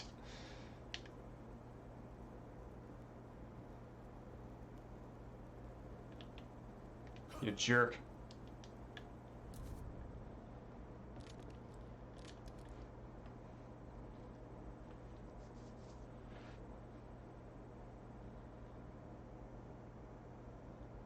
Now 6 a.m. By Sunday, you mean you don't have to go into work as early, or you have to go later? Yeah, Swedish X. The down stomp does have that dead space intensity because it has. I think it has more of the crunch. I think in terms of kind of the haptic feedback with the vibration.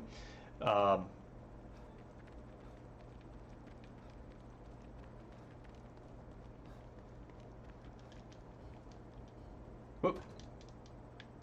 What? Okay, cool. I was stuck there for a second. I think I can enter one of these. Oh, right, your coffee situation.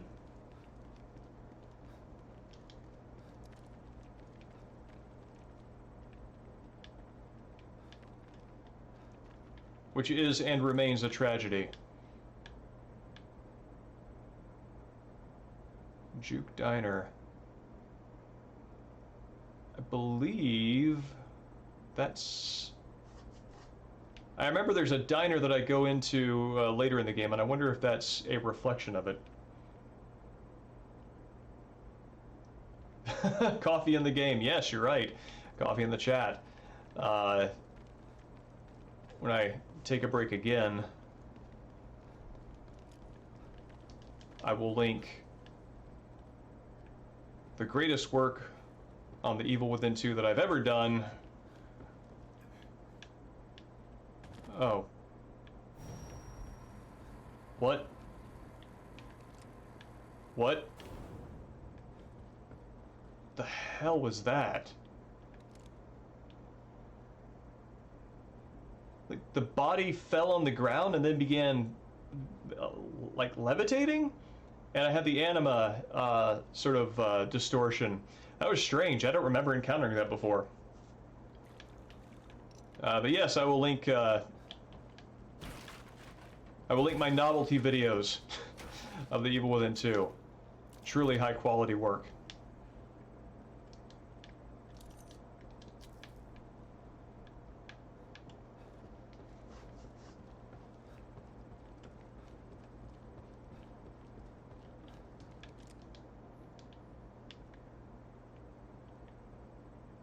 A lot of rats down here.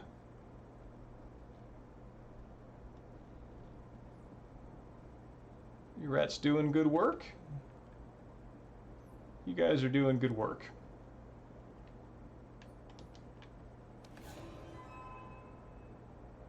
feel like you've seen this before, but can't quite put your finger on when or where that was. At any rate, it looks pretty cool, so you decide to keep it in your room. Oh, this is a Bethesda reference that I don't know, because it has objects like this in the game.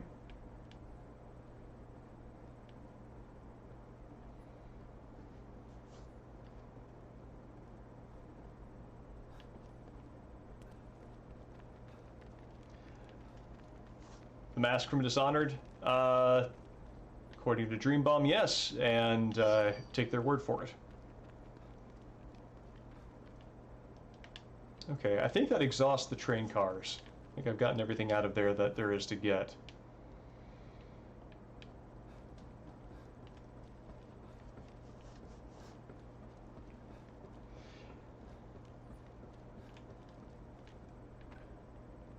A friend showed me Dishonored, the opening section of it, and I could see why it was compelling, but I never went back to it myself.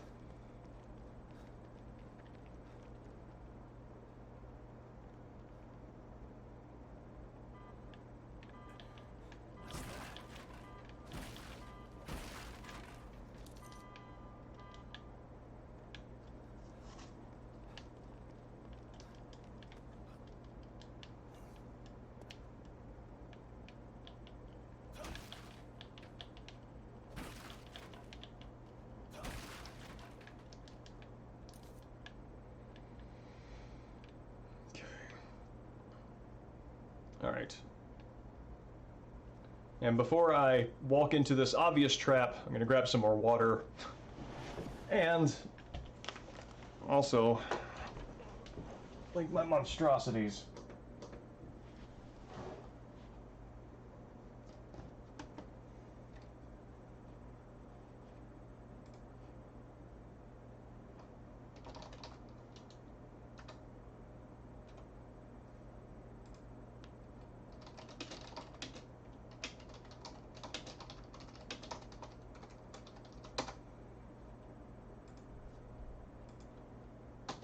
So, here is the easiest coffee refill trick.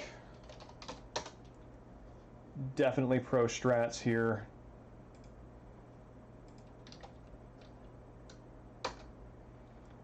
And this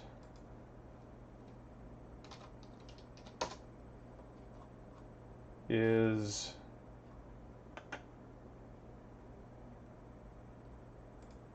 let's open you up and get a link. Sebastian punching every single box in the game except for one. So, be right back. Grab more water.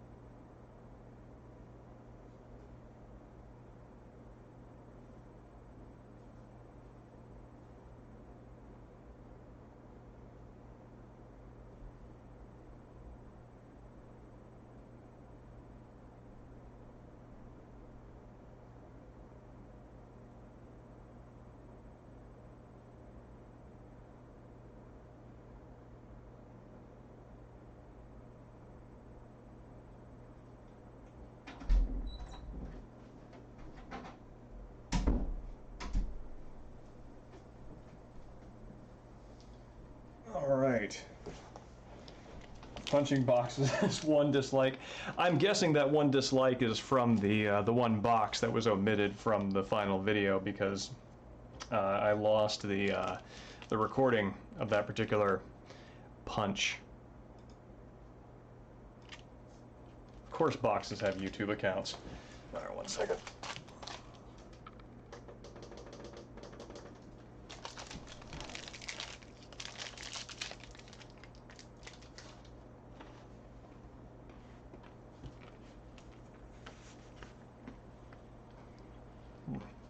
All right. I thought the real achievement. In my heart of hearts, I hope so. Heart of hearts? Excuse me, let me finish eating this before I talk.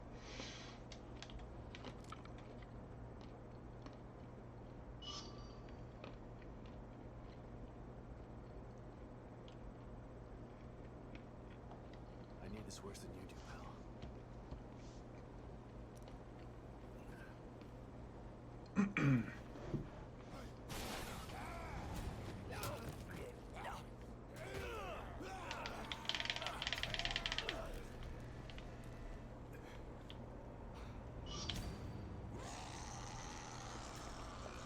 Later, chump.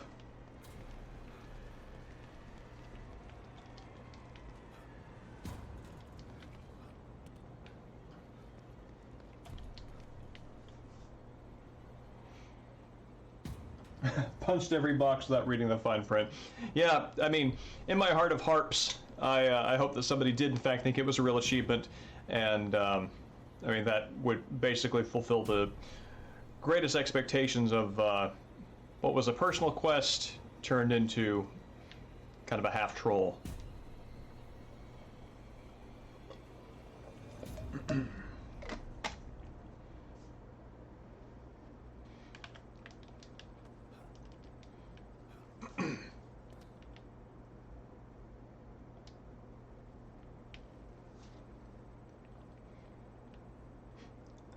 How to identify somebody without a sense of humor in one easy step.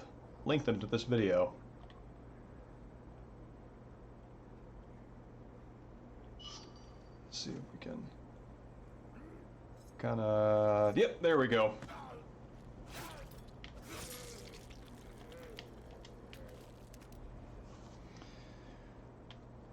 Laser sight. I'm curious.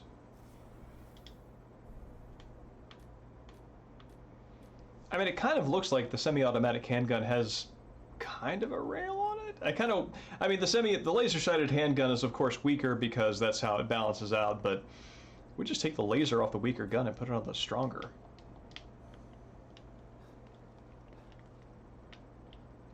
I'm gonna leave you alone.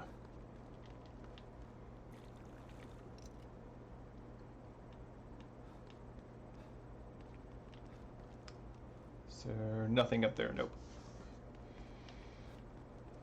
I don't remember if this is a bad idea or not. No, it's a fine idea.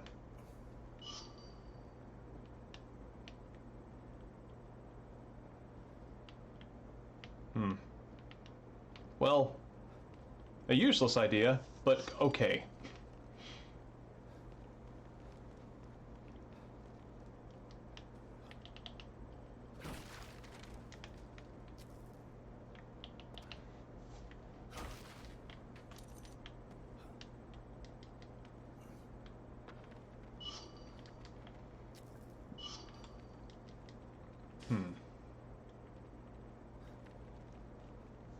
Communicated the lower damage somehow. Yeah, they keep it pretty clean in terms of letting you kind of experience weapons, etc. As you encounter them, and not loading you up with stats.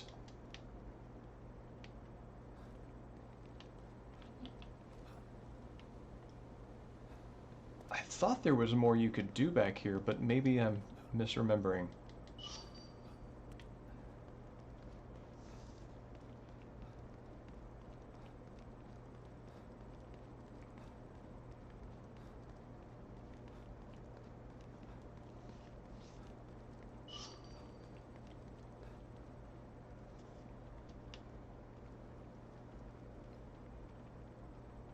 Oh, yes.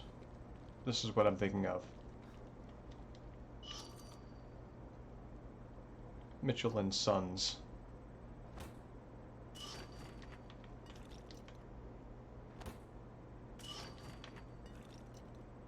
Does this end in disaster?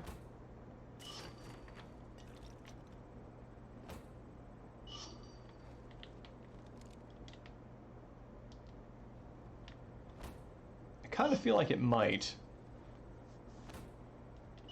Or maybe I'm thinking of the first game.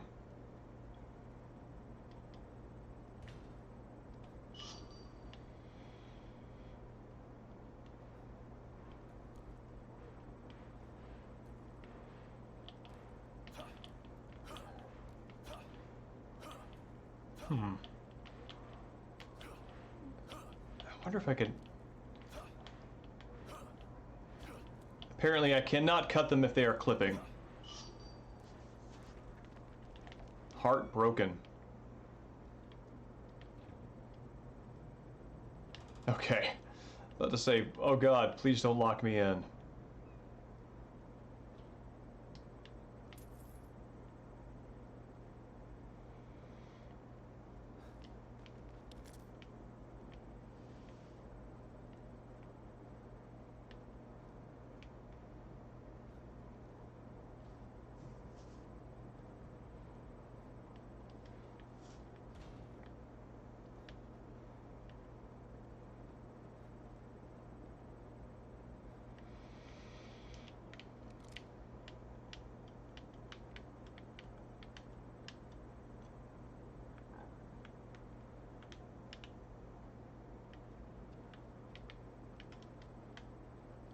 You know, having refurbished a couple of typewriters, and also having inherited some keyboards and just general plastic electronics from people of my parents' and grandparents' generation, it now occurs to me that any representation of anything plastic or anything of that era that is not absolutely covered in nicotine stains should be shot for being historically inaccurate.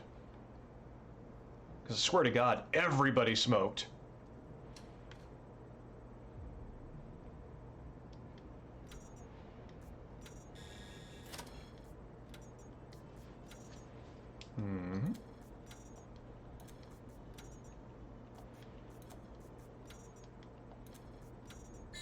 There we go.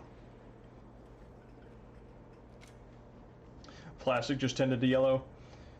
Yeah, I know. Smoking in restaurants used to not be that long ago. I still remember when the Waffle House, the last bastion of public eatery smoking where I came from, finally gave in and required you to smoke outdoors. It was definitely a moment in history. Yes? Where's my... That's not it. There we go. Shit. How am I supposed to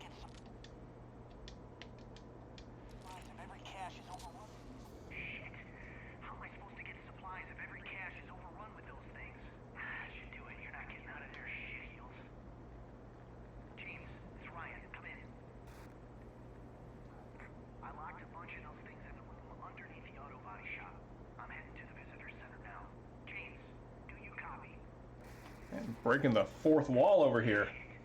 There's a supply cache under here. Do I smoke? I used to. I smoked for about A new signal. James, where the fuck 8 are years, you? I think. Get your ass to the visitor center. You're never gonna believe. Visitor center it is. Yeah, and I quit. I started smoking, I think, in 2001, and I quit in 2009. So yeah, that would be it.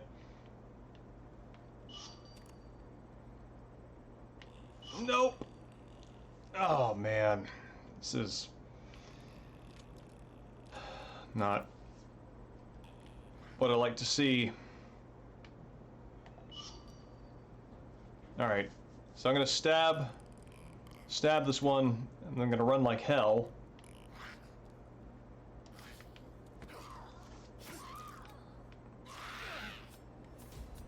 No, no, no, no, no, where am I?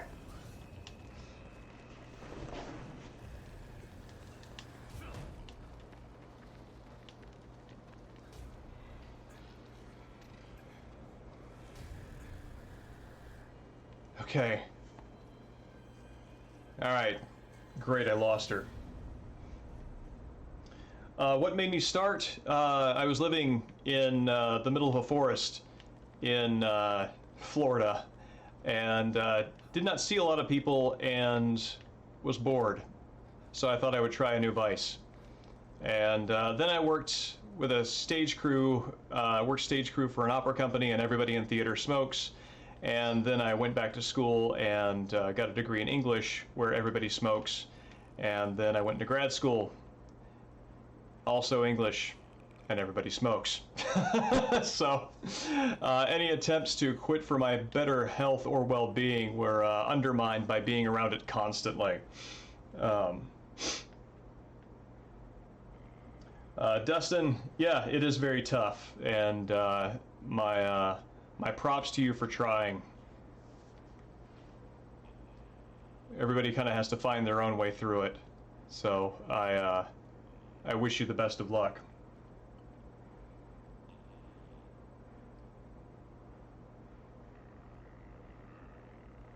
Smoked away the PS2 years. Yep, that would have been it. I smoked shortly after Metal Gear Solid 2 came out, and that would have been, I don't know, 2009. Were they still making PS2 games in 2009?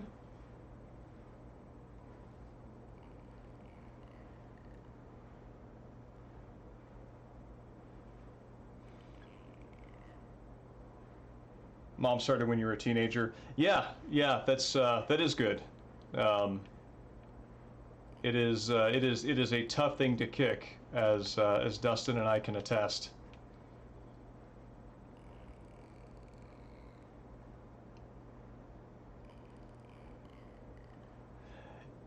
Taking up theater and seeing everyone smokes peer pressured me.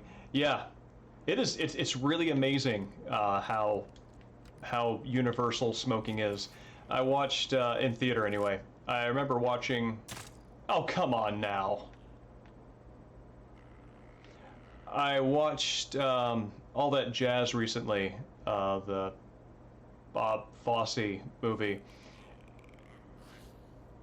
Please don't. Yes! And the main character is just like chain smoking away, and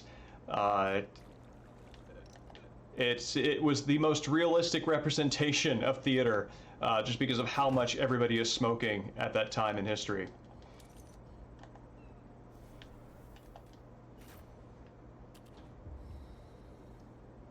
It's Kojima's fault I started smoking. No, just aligning little bookmarks in my life. No, I was still a smoker when Metal Gear Solid 4 came out, and I remember like, geez, come on, man, give him a break.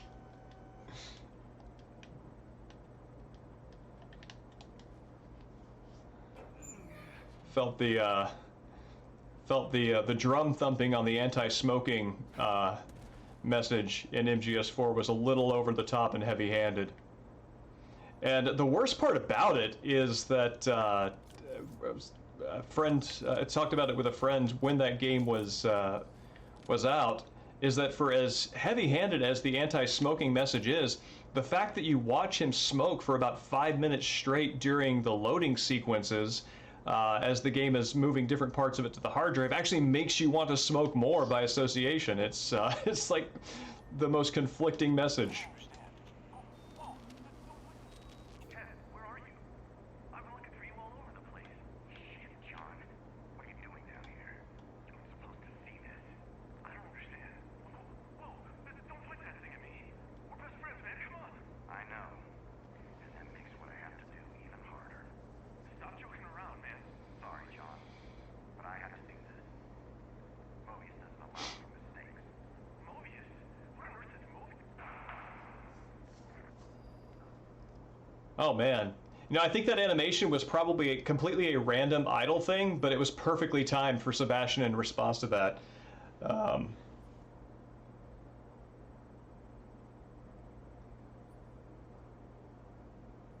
Yeah, Swedish X, the PS. Yeah, that's right. They did have odd games coming out for it after its shelf life was passed. So that's a good point. 2006. God of War, yeah, Dustin. God of War 2. Didn't play God of War 2. Tend to stop cold turkey for a few years, but to come back for a few months at a time. Cold turkey was the only way that I could quit. I found out by giving myself, whether with nicotine patches or by trying to smoke just a little bit, it wound up just giving me permission to continue to do it. You know, easing off, I absolutely don't begrudge anybody, however they do it. But that's just the way that it worked out for me. I had to kind of go all or nothing. Equipping the cigar hurts your health with detracts from the glamorization. I mean, yeah, it's it's but the problem is, and this is a problem, is that it still looks cool. So the bonus there winds up being worth the tax.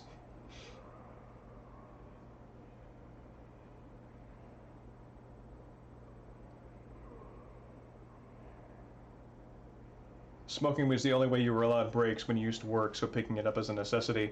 Actually, Dreambomb, that's a very good point. That was something that I noticed when I quit smoking, was that I took fewer breaks and had to find new ways of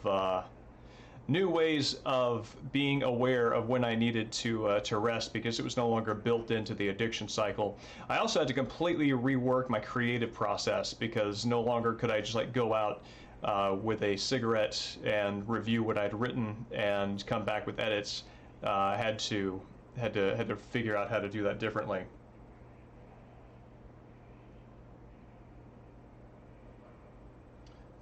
Persona 4. Persona 4 is probably a good bookmark, because that did come out later in the console's life cycle. I'm trying to think what the PlayStation 2's Vagrant story was, by which I mean they had figured out the technology so well they could make something that you would not even believe could be possible on the hardware earlier in its life cycle. Evening Jacket.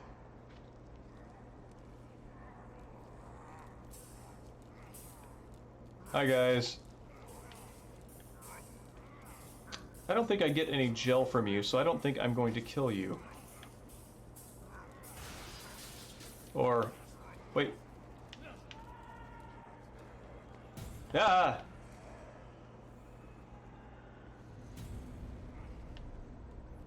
That was very strange. I don't really know what happened, because the camera flipped around to pick up object animation, and I lost sight of the dramatic moment.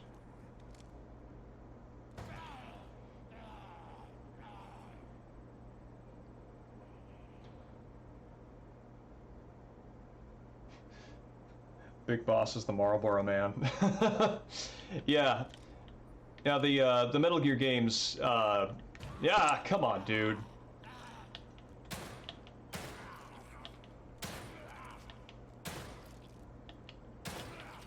There we go.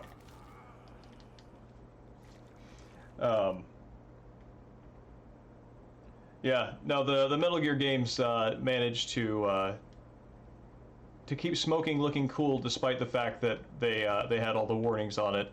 So it's kind of runs into a similar problem that games like that run into, where they criticize military violence and also glamorize it in the very process. So. What's this? Some kind of cipher?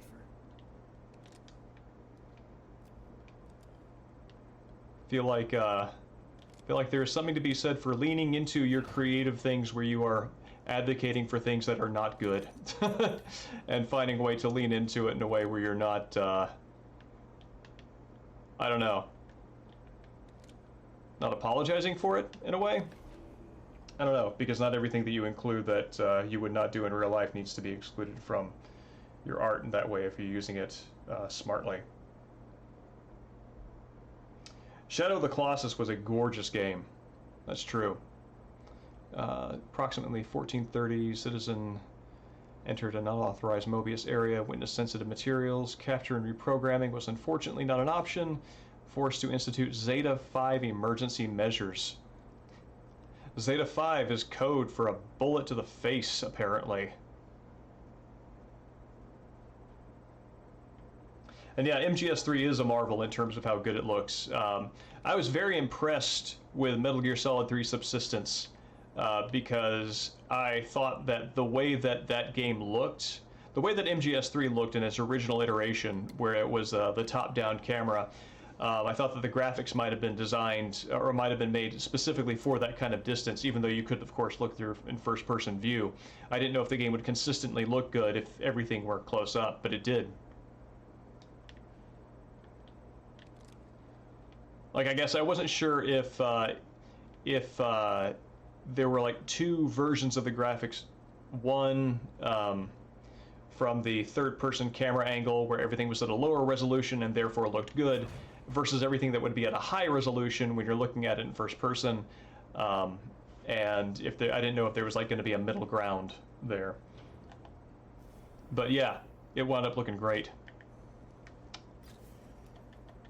So let me find my cipher.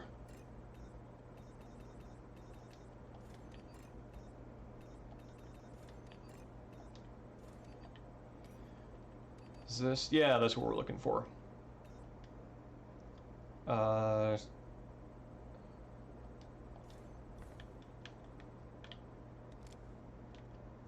B34, which translates into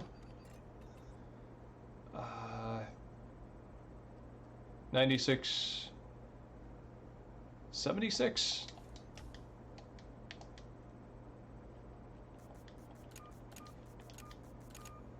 Yep.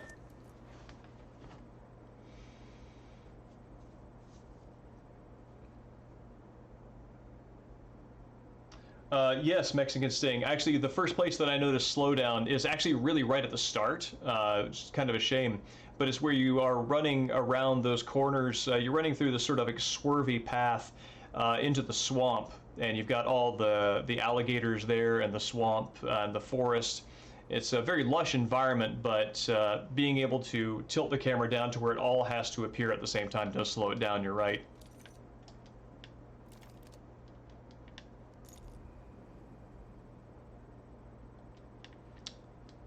Do medical kits in this one increase my max health? I don't think they do. And yeah, Dustin, Subsistence was awesome. I wish it were easier to get my PS2 online with the fan servers. The last time I checked, it requires a Game Shark disc of some sort that I don't have anymore, a Codebreakers disc that I don't have anymore in order to log on.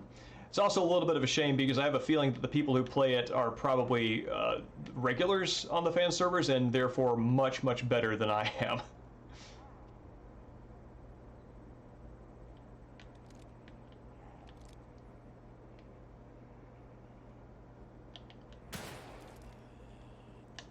Nope.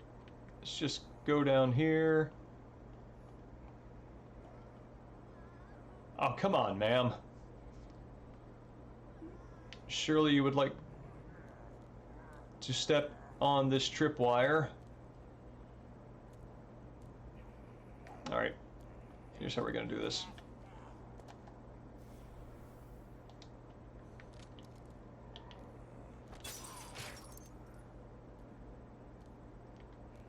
Wait, did that? Oh. Shoot, what did I just do?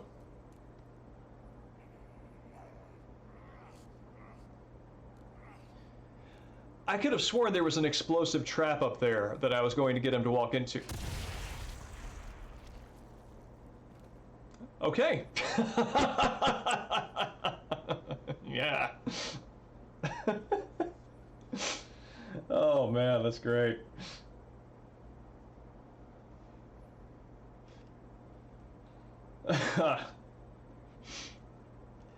Yeah, there is an MGO2 revival. You can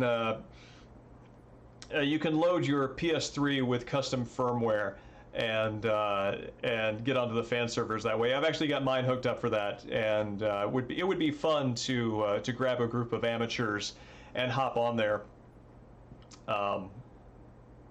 and play a lot of that, as opposed to playing with the people who have been on there forever and getting stomped.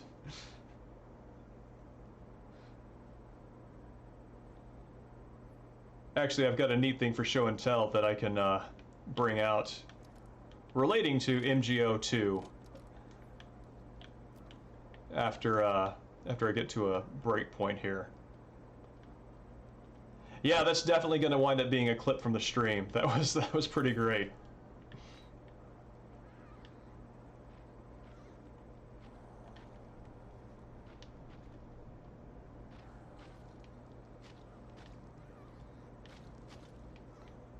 Oh, got Stab Central over here. Yes, I see eyes glowing over there.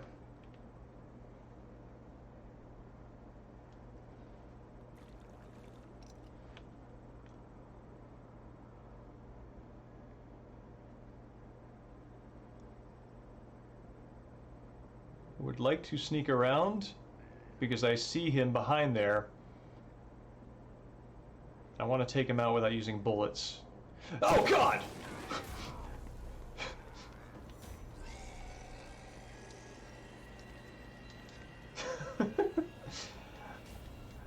So apparently he's going to do whatever he's going to do regardless of the direction that you approach from.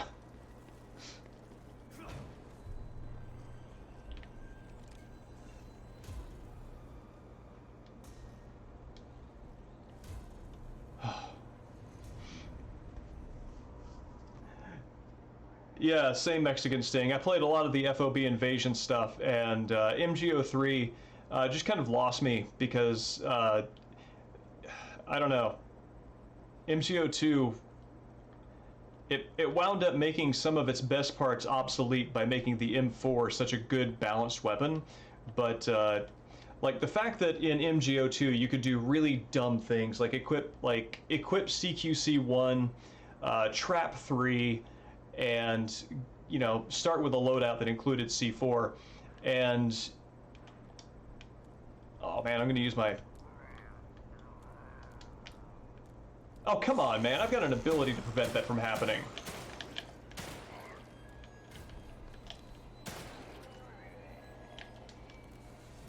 I had the I had the side stealth kill thing, and I was totally expecting that to pop up. Anyway, oh, I better hook up the battery here. Yeah. Anyway, if you equip CQC1 and that means you can grab somebody and hold them in a CQC position. Trap 3 is like a trap master, and if you grab C4, you can basically go up to an enemy player, hold them hostage, and then do the Metal Gear Solid 1 C4 pack on the soldier's back trick, and then throw them down and run away. So now they've got a C4 explosive on their back that they can't get off. It's fantastic.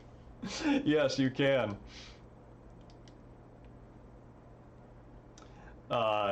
It's actually extra good if you take the what is it? It's a sleep gas mine thing, which basically functions as a non-lethal C4. You can attach it to their back, and when you set that thing off, it has a long deploy time. So if you have somebody running back into their team with that thing strapped to their back and you set it off, you basically have them coat their entire base area with the trap gas. So you can knock them all out. And it is the sort of thing that when it works, it's amazing, and you will spend your entire game dying just to get it to work. It feels good.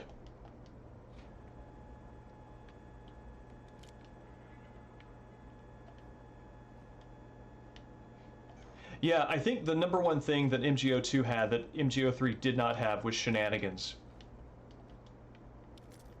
Which, if I'm honest, that's like 90% of the reason why I'm there in MGS, man.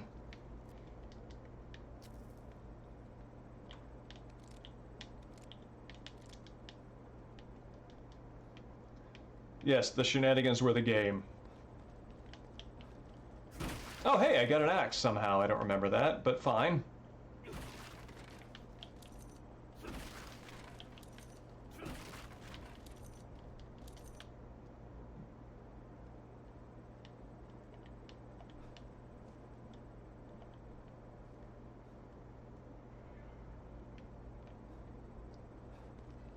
There's a weird lighting change.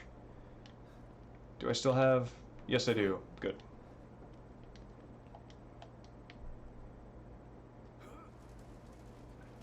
Oh yeah, the leveling system. Yeah, no one leveling down is absolutely a thing of the past. No one wants to make their players feel bad like that anymore for having a few bad rounds.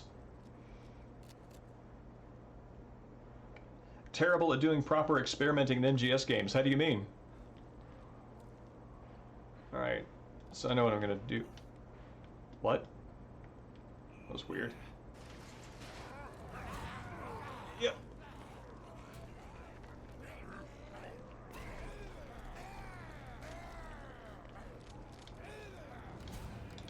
No, no.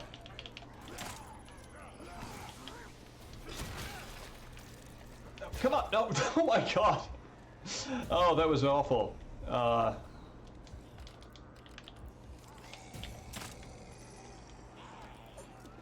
Oh man, I'm winning this one.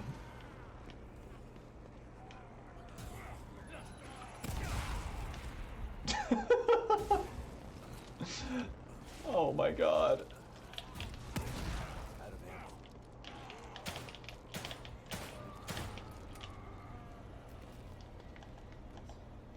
Oh man, this is going really well. Yeah, let's do this.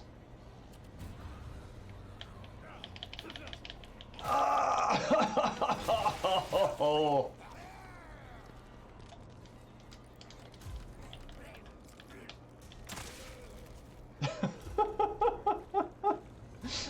Oh man. Oh, do I want to become famous? Buy followers, primes, and views. The temptation is strong, but no thank you. Someone, do I have a mod in to ban that? I don't think I do.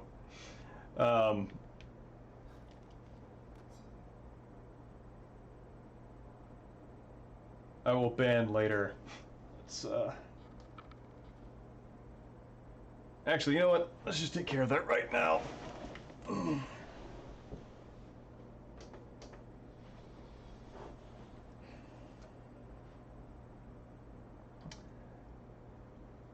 Well, the thing is, in my heart, I already am famous, so...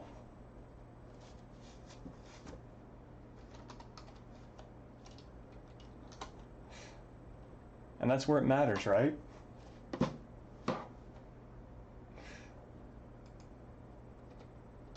Aw, shucks.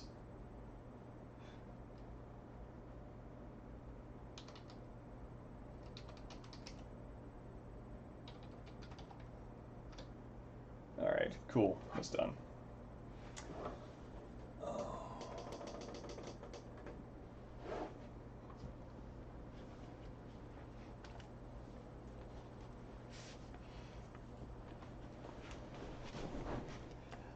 That was Dream Bomb. That is a perfect example of camaraderie in the failure to preserve enough ammunition while hunting for more.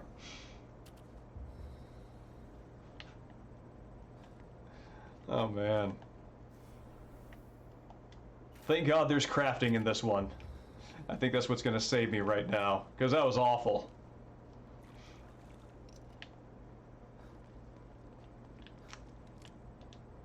Let's go and reload that. Oh man, that was a resource drain. Hopefully there's something in here to justify that expense. Special box? Oh, 3 shotgun bullets and the thing that I just used. Well, I didn't break even, but I have a memory.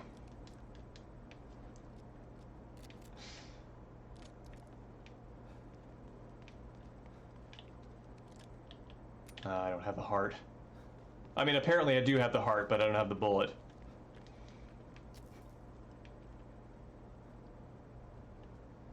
Aris fans? I don't know what Aris is. Oh man. Okay. I need to get to a workbench before I think I'm almost ready to actually find my daughter that my character has been mourning the loss of for like 9 years or something. Oh, a streamer from the FGC. Okay.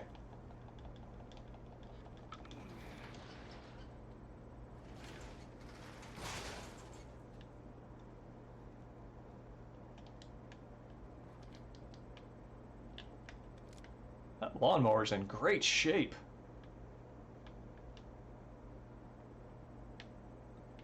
It's actually pretty faithfully rendered, too.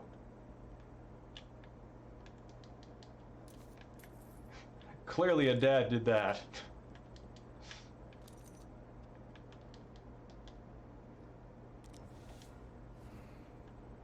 Make your lawnmowers as accurate as possible. Oh, right, I can just change the number on that. Yeah, I know, right? I don't know if I'm using harpoon bolts for anything else. But, man, it is killing me. So when I shot that smoke bolt, I thought that I would be able to do what I was able to do without upgrades in The Evil Within 1, which is just do a bunch of stealth kills. But now that I'm thinking about it, I think I actually need to unlock that ability. So smoke bolts don't automatically work that way.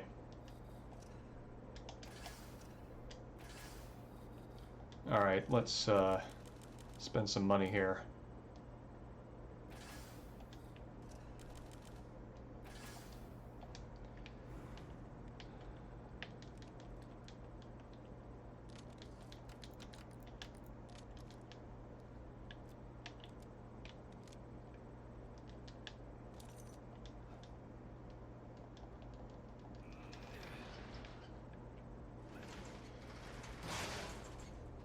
Because if I remember correctly, I get attacked by a new kind of enemy when I go and rescue Lily.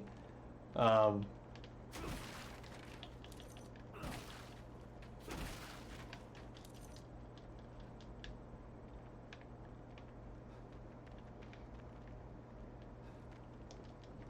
I already picked that bottle up. Yeah, on the comedic timing explosion moment, I'm actually really curious to know what that looked like up there, because I was pretty sure that the little wire that that was crossing that path was the trigger to set off that trap, but I was able to break it with the glass bottle. I mean, I heard it break when I threw the glass bottle, and so I'm not really sure what happened there. No, yeah, this is maybe 20% of the game. I'm just, but I also feel like this is worth spending a little bit of time in, because you get some upgrades that are really valuable as the game goes on, and also this really is kind of the vertical slice of the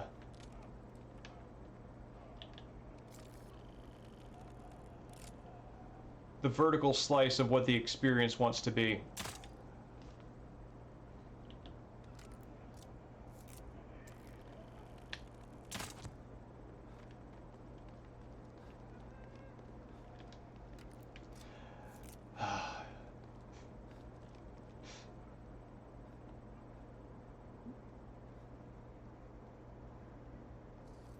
I'm just aghast that I missed that.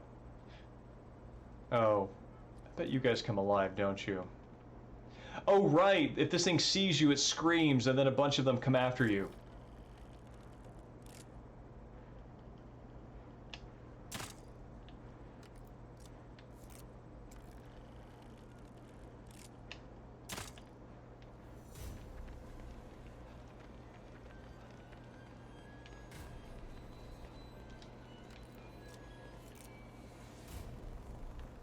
And I really don't want to deal with that, because I absolutely do not have the ammo for it.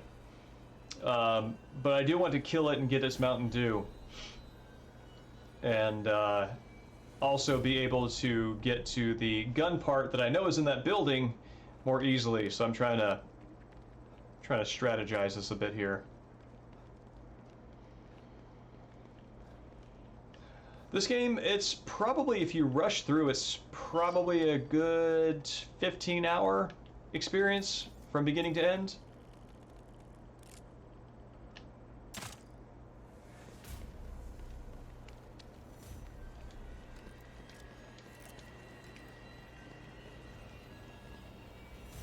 but it's probably going to wind up being probably closer to 25 because I am taking my time a little bit on it. Oh. Let's just still get the hell out of there.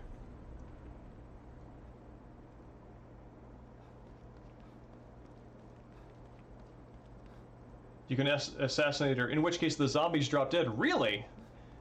Oh.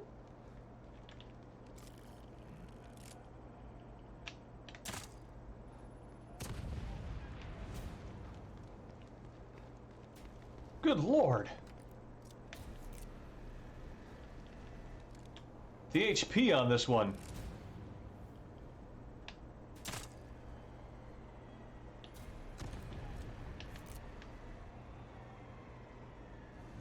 Okay, thank God.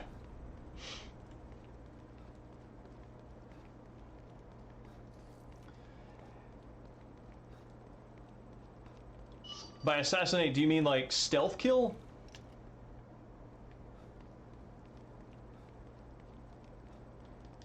This is my shivving gesture.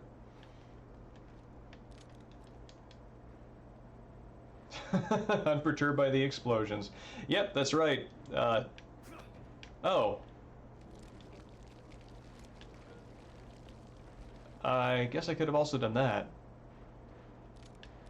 But I think I'm going to handle this differently.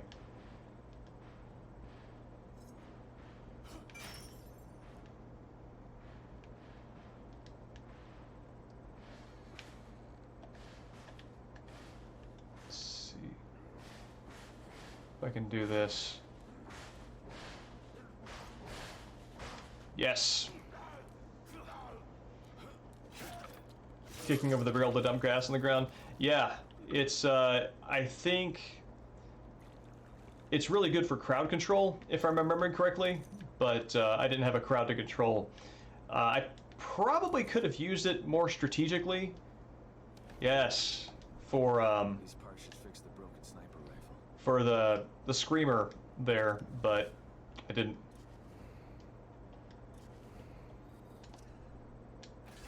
There we go. Leon and Claire getting blown back by the exploding tanker at the start of Remake 2. Yeah, it's nice to see the force of an explosion. I always enjoyed how electronics continue working on board the helicopter as they're flying away from Raccoon City, getting nuked within close proximity. Also, how any of them can still see after that. Also, how they even live. Just a whole host of things. Right down the line. Okay. This seems like a good thing to do now.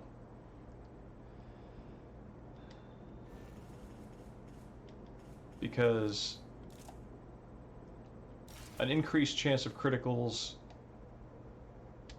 seems like a really smart thing to do for the gun that I'm going to have the most ammo from.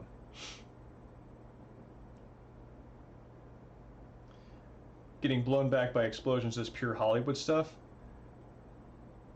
Blown back as opposed to blown to pieces. That's interesting.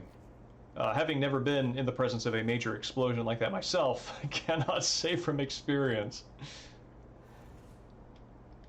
Oh, I've got 200.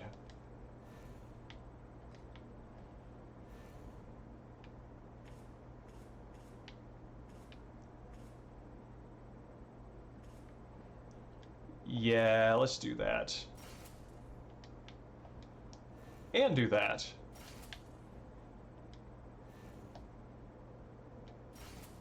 Okay. Cool, I think we have made the most of that.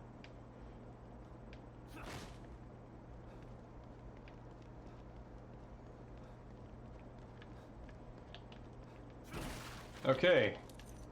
Given that we have accomplished quite a lot in between the last time we saved and now, this is a fine time to save, and then look for Lily.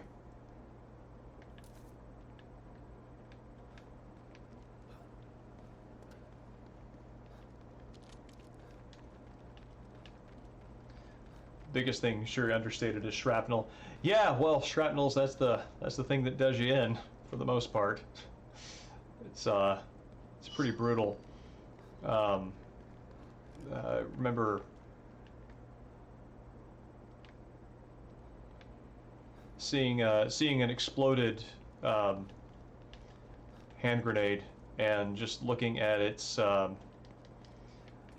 looking at how the shell is broken by the explosion. I cannot imagine, and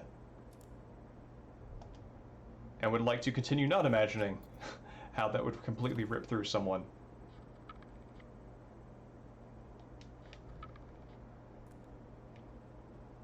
Could an explosion really knock you back like in the movies? Oh, interesting. No, it's worth a read.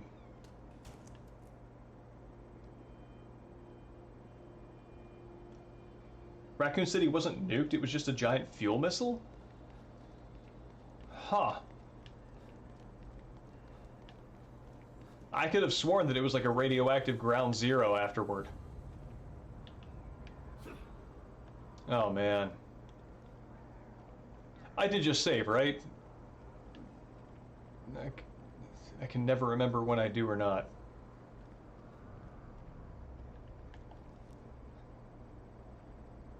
The continued moment-to-moment narrative of my immediate experience is lost to me, and I wish not to be held accountable for it. Gotta stay quiet.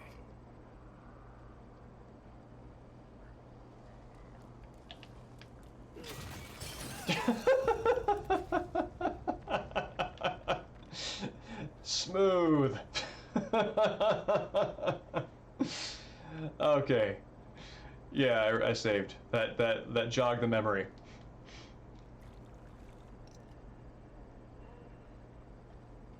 All right.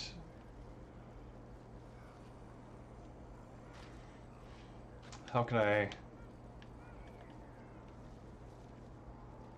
get my way around this here?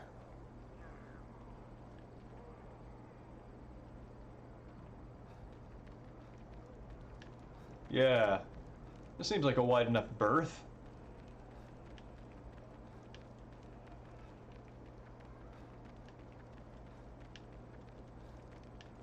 Excellent.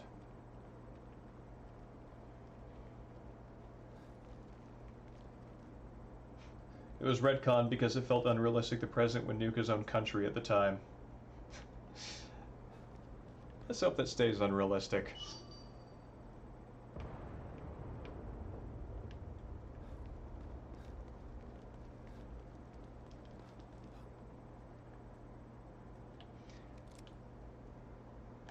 I always thought this was particularly clever. So after I find this resonance of Lily, I'm going to be attacked by 2 new enemies, which are pretty strong.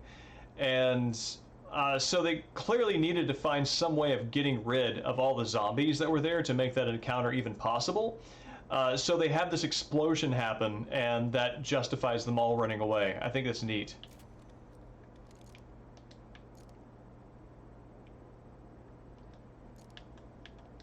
They just kind of despawn right when they get about there.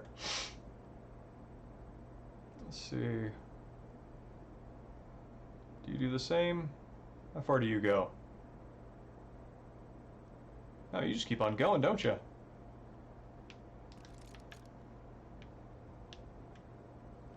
I lost it. Interesting. Molotov, maybe that zombie was an anarchist before his ill-fated career as a zombie. Yeah, and he is still retaining that that remaining memory of what he valued and prioritized before before zombifying.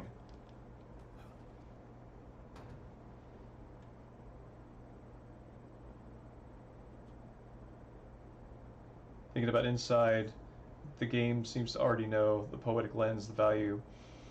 By inside, that's okay. I'm remembering this recommendation now. First, I parsed RECD as recorded, and I was like, wait, oh, did we have a conversation I forgot about? But no. Oh, that's really cool.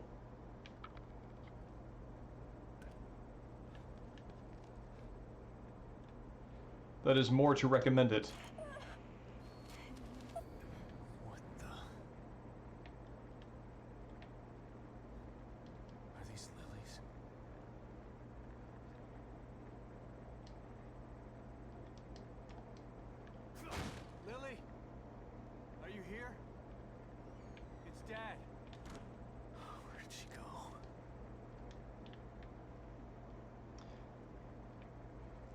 This is interesting.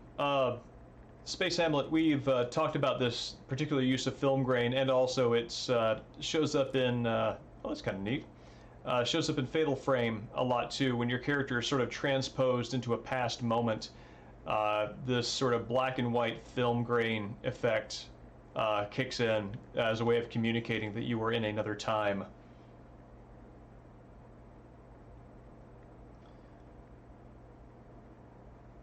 Friends having a conversation about zombie abilities. One said, you probably can still do things you did a lot of when you were still alive. So I could still kickflip if I was a zombie. I mean, given how zombies have gone from your sort of like rotten shamblers from the early Romero days to you know, your 21 days later sprinters, it's becoming increasingly more likely that the zombies that are around now have paved the way for zombies of future incredible ability. It's okay. It's me. Yeah, the effect does seem to be universal in horror games.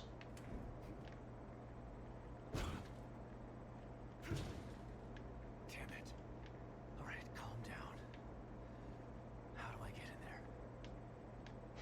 As the camera knowingly tilts toward the source of light.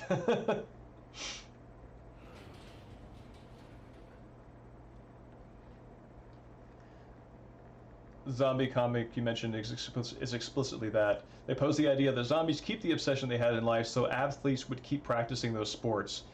That's interesting. And also, I think, I don't know if you've ever played Lollipop Chainsaw, but it kind of has that feel too, because no matter what sort of stereotype the high school students were in their, like, living moments, whether they were like goth or jock or nerd or whatever, they still retained those personality traits as zombies.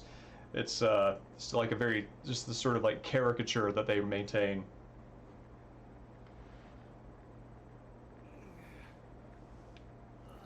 Yeah, Space Hamlet. I think that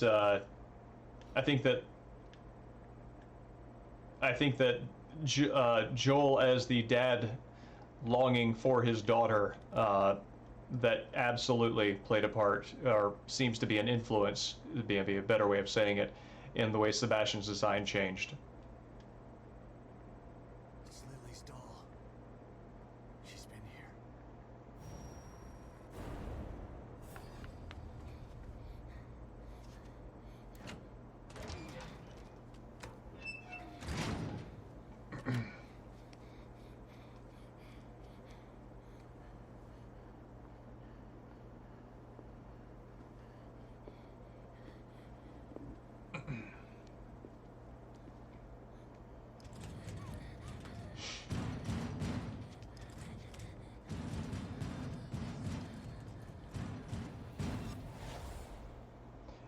Lily, That's interesting. she's in trouble. I know she's being chased by Stefano there. See where that window It's interesting that he's pounding on the door. That seems kind of out of character for Stefano, who's more the sort of mastermindy, it will all come to me in time type.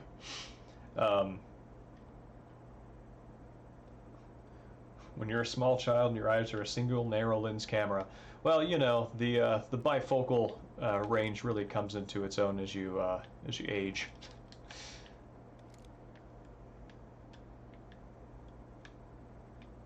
John's Coffee, the best one. Yeah, I would be interested to read a sort of example-strewn summary of how Last of Us sort of influenced the way a lot of survival horror games play out. Because I'm thinking, like, even like Resident Evil Revelations 2 with Barry, the whole walking, talking business, you know, Barry looking for his daughter, that it plays out very much like a sort of like Last of Us inspired set of sequences. That's nice. Someone left flowers here for the boss.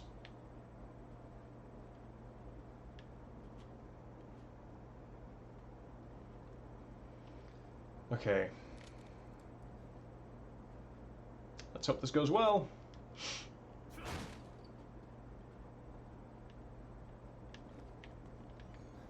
Oh man.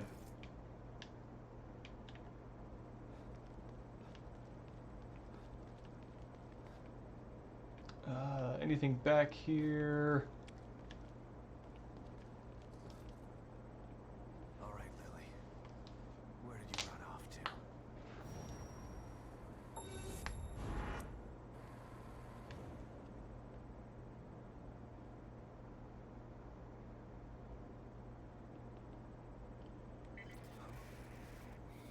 What the?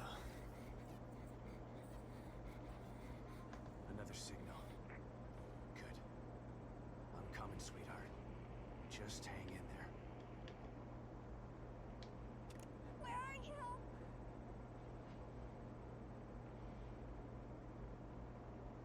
Where are you? If in Revelations 2 they didn't want to give Barry more of that look.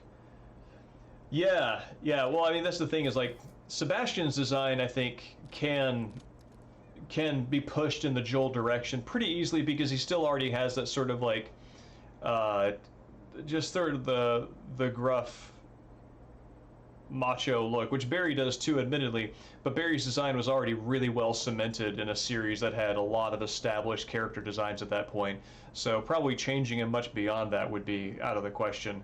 But the way that they sort of communicated his relationship with Moira and I forget the little Darkstalker's girl name, who had the psychic powers, whatever her name is, was a very sort of like Joel and Ellie walk and talk fest. And yeah, Hamlet, Inside would be a good game to do that podcast to. I've actually got an episode of the podcast that I have yet to finish editing. I'm kind of letting perfect be the enemy of existing, which I need to do less of. Oh, I hate these things. And I'm absolutely not dealing with this.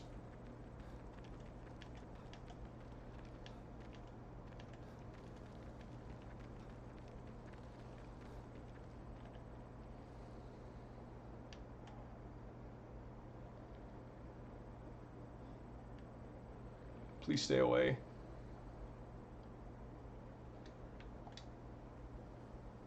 Cool.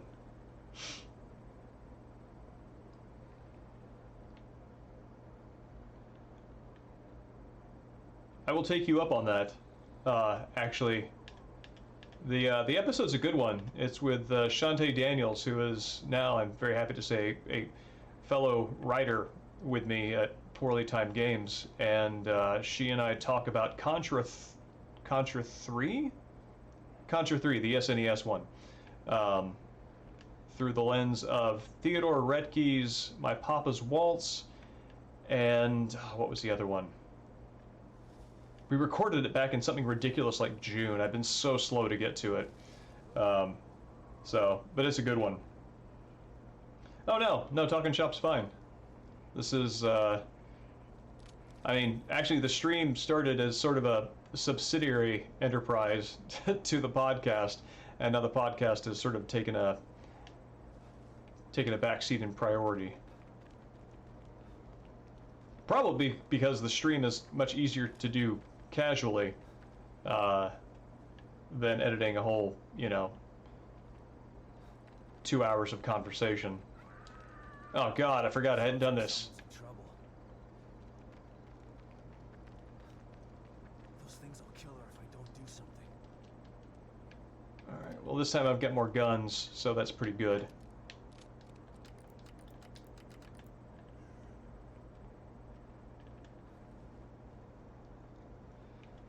Alright.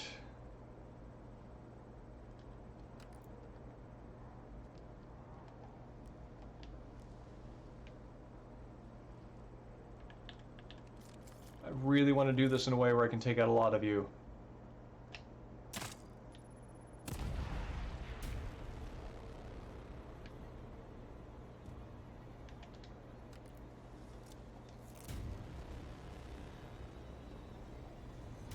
Okay, cool. Dustin, that didn't happen in your recent playthrough. Do you mean with the dogs coming to attack?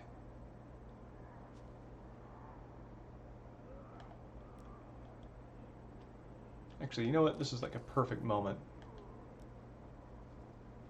No, it is a less than perfect moment. I take that back. Oh, you're there.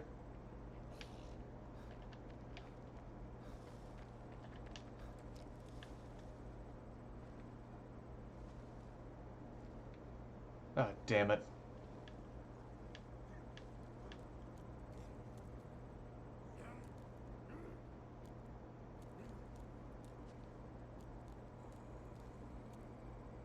Yes, turn around. Let me stab you.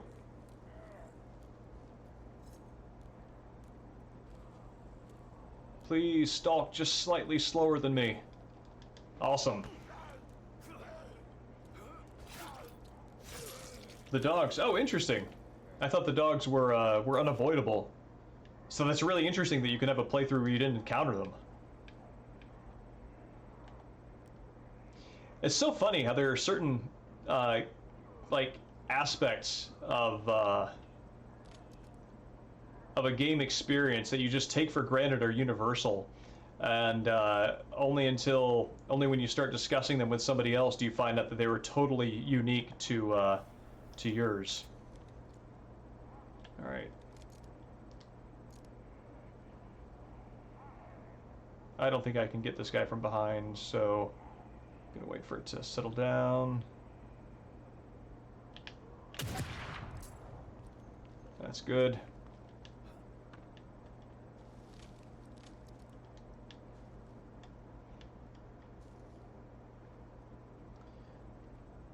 Not going through the park skips that? That's really interesting. Yeah, it's like there are certain things where I'm aware that I am making the same habitual approach to solving a problem or solving. Oh God!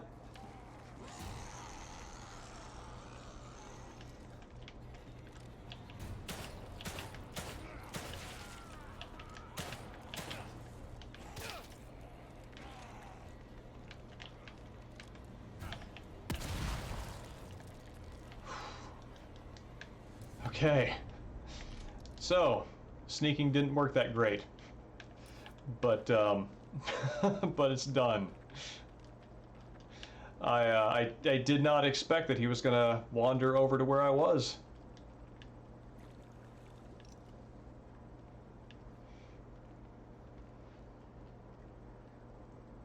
Kojima wanted everybody's Snake in MGS3 to look different by the end of the game in terms of scars and injuries, but it only worked if you kept your shirt off the whole game.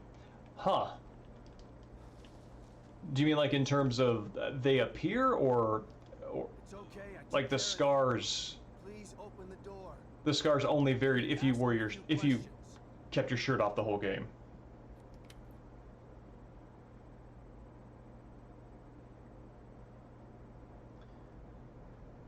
No one saw the wolf cutscene in RE4 since no one thought to backtrack after Del Lago. Do you mean the wolf cutscene? Is there a cutscene with the wolf after he attacks the El Gigante and helps Leon?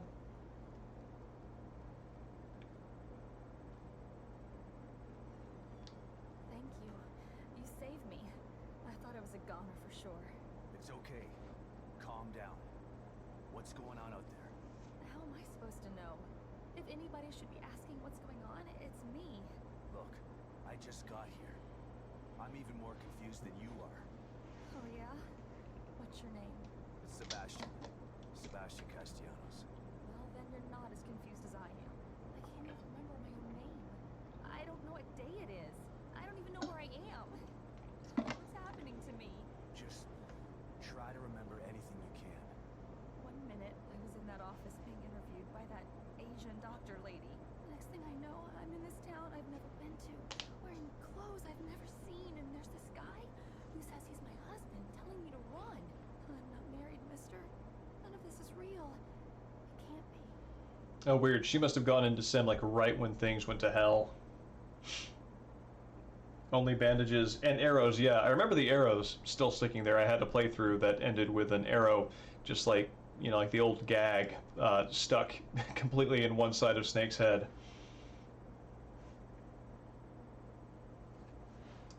Oh, weird. The bandages get removed once you put clothes back on. An enemy encounter with Plagas wolves that would ambush you if you took your boat to backtrack instead of pushing forward. Oh yeah, I remember that. That was a good opportunity to go back. There were like some jewels and stuff in the trees that you could shoot down, some nests that were really only visible, or maybe even started to exist once you backtracked to get the extra items. Okay, I know what you're talking about, and yeah, I hated that because they just trounced me. Let me ask you something. I'm looking for my daughter. She's 6 years old. Her name is Lily. I haven't seen any kids out there. Nothing but those things. Damn it.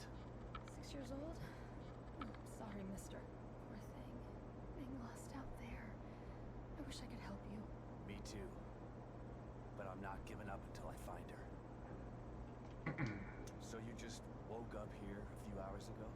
Hours, days, I can't figure time. The last thing I remember was being in that office, like I said. What office? I needed some money, so I answered an ad looking for people to be in a sleep study. They took my blood and gave me a physical, and then that Asian lady asked me weird questions all day, and I don't understand what's happening. Oh, weird. Does the name Mobius mean anything to you? I don't think so.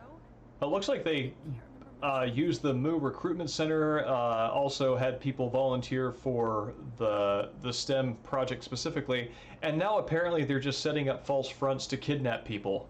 So Mobius's ways haven't really changed. What can you tell me about those things out there? I don't know. All I know is that they'll kill you if they get the chance. You should stay away from them. Any idea where they came from? That guy who said he was my husband started acting all weird. Kept looking over his shoulder at something I couldn't see. Then all of a sudden he's screaming and starts to change. Skin bubbling up. It was horrible. Next thing I knew, he was trying to kill me too. So they used to be regular citizens. What's causing them to change like this? I don't know anything. I can't help you, mister. That's interesting. Her in-game model looks pretty good for a character who I think is used exactly once and exactly here. It's interesting, and they also they don't really have any other incidences like this where you like rescue people. So this is actually a really interesting sequence, both for the fact that they have this woman as a human being that can talk and they animate it and everything, and also that I wonder if maybe they planned more of these kinds of encounters where you rescue people, and Union seems more populated than it is. And yes, Hamlet, I'm gonna try to figure this I think out. that's Stay in here and keep the doors locked. one of the things that makes this game land better with a certain group of people, because it is more stable, it is more coherent, and it's easier to follow, or in one sense easier to lead because you control it.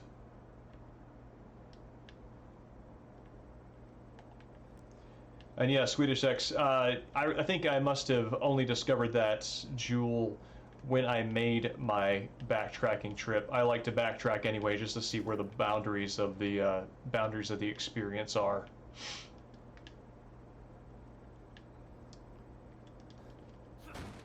Let's see. All right. We've got as much as Wish I could do more for her. But finding Lily is the best thing for everyone here. I think we're at the boundaries of what we can accomplish in terms of damn it. There she is. And nope. So I'm gonna go ahead and let's see, what time are we at? 10:22. All right. So I am going to save because this could go south, and then I'm gonna go for the Lily encounter, and then we'll go off to we'll save right before we Jesus, head off to the next major area in the game. Process of arc passing out has begun. Oh no, is this because of lack of caffeine? Oh right, the MGO2 related show and tell. Thank you for the reminder. Actually, while I'm saving this game, let me grab some more water and I'll grab that real fast.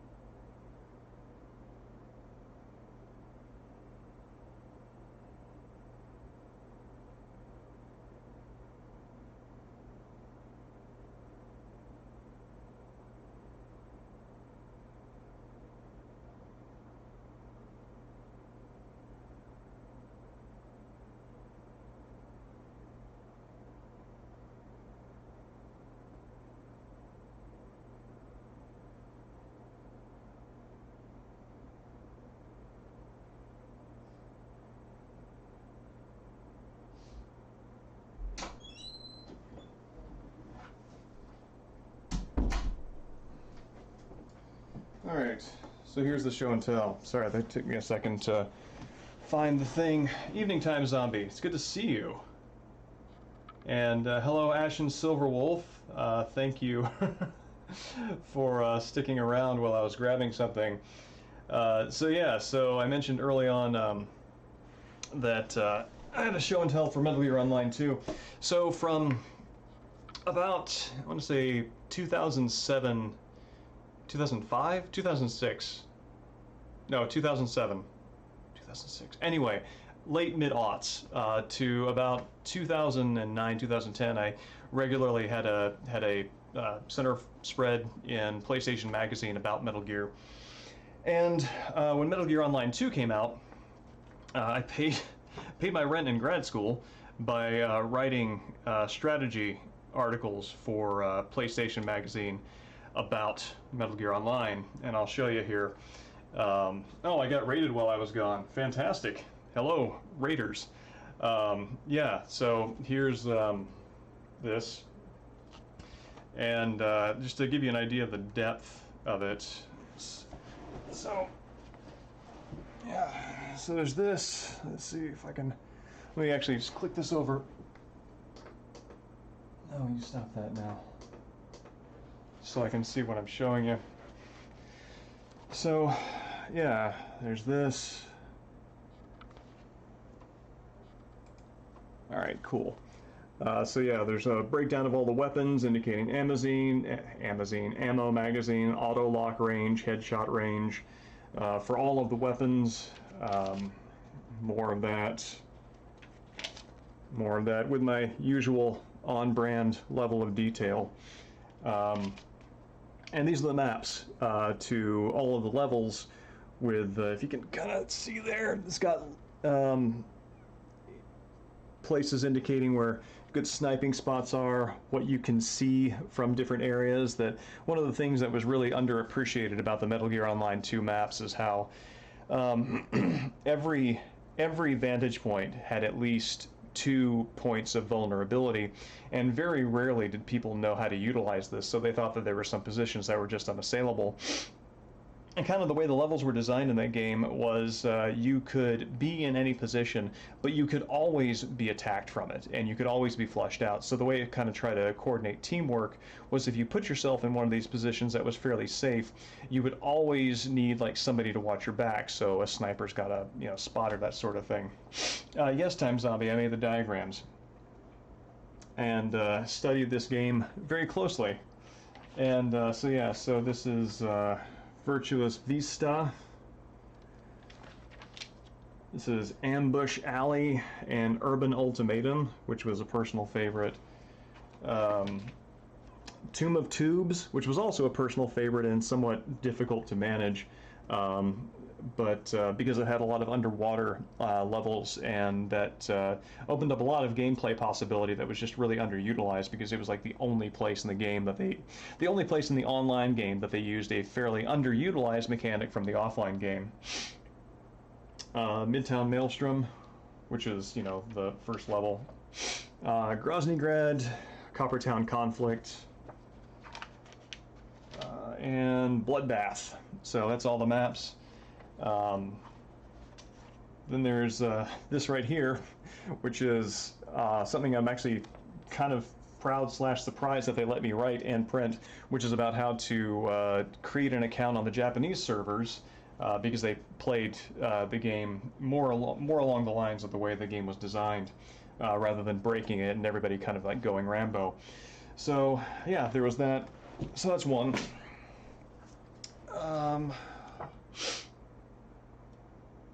Let's see, page 32.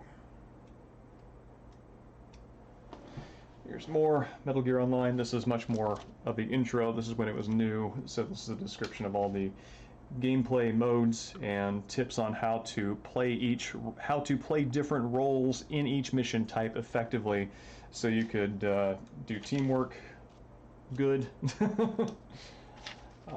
And then there's also more weapons. I think this is similar material to what I've done before, and these are a lower detail version of the maps. I think this was before they had the room and interest to really go in on the more detailed stuff. I don't know if this has the... I also wrote breakdowns of each of the expansions that came out, including, like, you know, the ones with Mei Ling and Ocelot, and let's see, where are we at? Yeah. And probably the crowning, the biggest thing that I did for PlayStation Magazine on Metal Gear is this right here. So this is Metal Gear Solid, the complete guide, right? And this is an entire, how many pages is this? 111 page PlayStation Official Magazine special about Metal Gear, and I think I wrote about 2/3 of it. There's a, yeah, let's see, wrote that, that, that, that, that, that, that, that, that, and yeah, 62, page 62. This is easily my favorite, which is Metal Gear: A World History, and this is a breakdown. This was so much fun to write. I got to tell you, as a fan of the series, this is like one of the coolest things to be able to basically get to be a professional fan and to have somebody say, you know what, we want a special issue that is about like your nerdiest niche thing, and I'm like, yes, I will let you pay me money for this.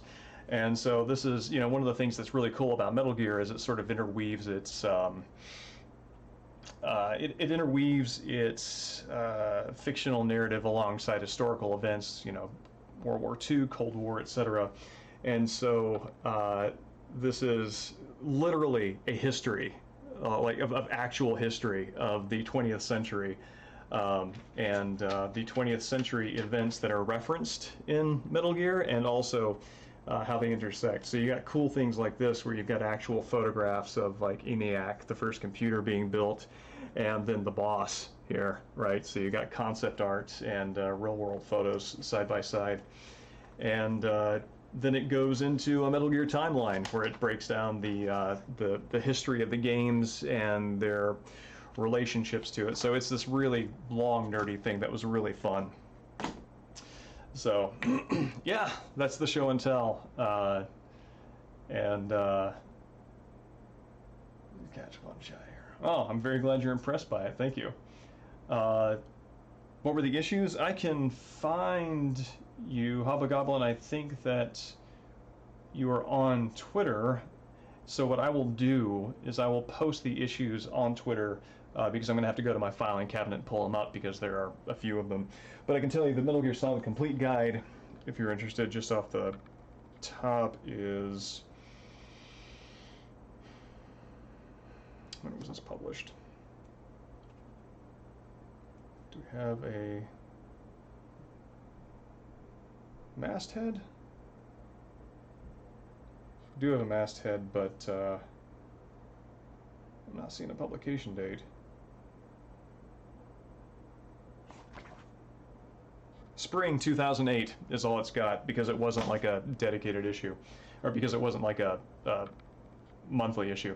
Also, I've got like about like 7 or 8, like for like about a year and a half worth of like 2-page spreads about Metal Gear in PlayStation Official Magazine and PSN before that. So yeah, like, I mean, after a few years of doing that, my joke was I just called it Metal Career Solid, because that was what I was doing, and it was pretty cool.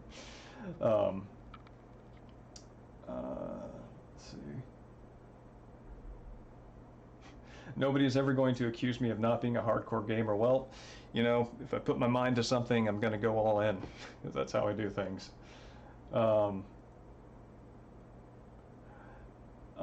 This is for the Metal Gear Solid Complete Guide. I think maybe 2 of them might have been reprints, but for the rest of it, it was all original stuff I wrote specifically for that issue. A computer older than ENIAC, but it was destroyed during the war. Oh, interesting. I had no idea. There's a really good Kurt Vonnegut story about a computer called Epicac, and it just like vomits out numbers. It's clever in the way that he is. Let's see here. Oh, yeah. Oh. And also, if, just to drop this back in here.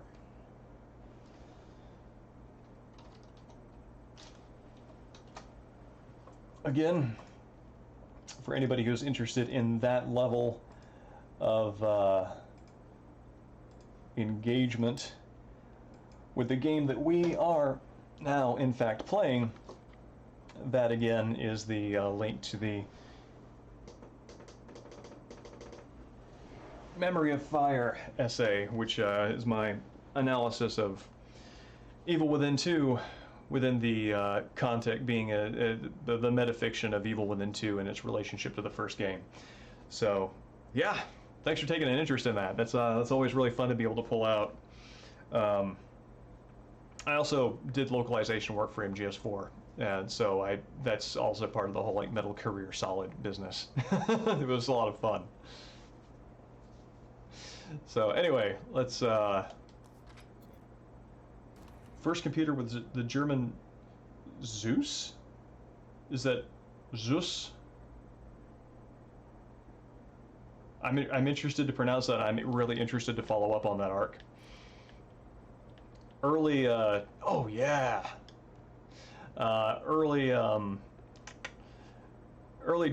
computer technology and especially early networking is fascinating for me. Remember seeing my name in the credits for MGS4? It made you happy? Oh, well, thank you. Yeah, I typically don't discuss work a whole lot on the streams. It's a nebulous separation because obviously working in games and also streaming games, there's overlap between the two, but try to keep that separation there.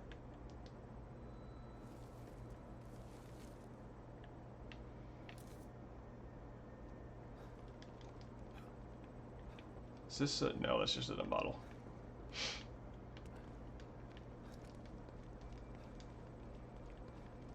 There's also the, the reflex NDA. When in doubt, don't share it. Say that you worked on something, but don't elaborate, and I feel like that's pretty wise policy in general.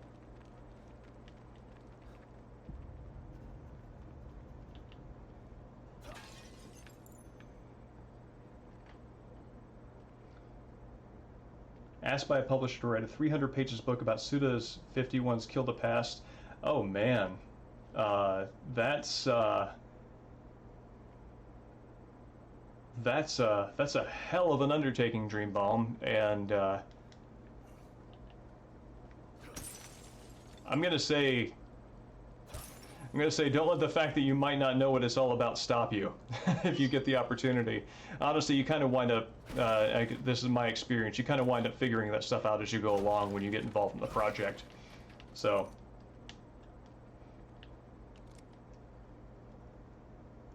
Oh, interesting, Swedish X. I would be interested to know what game that is as well. Yes, Time Zombie has been with me in the trenches. A lot of good memories working with Time Zombie.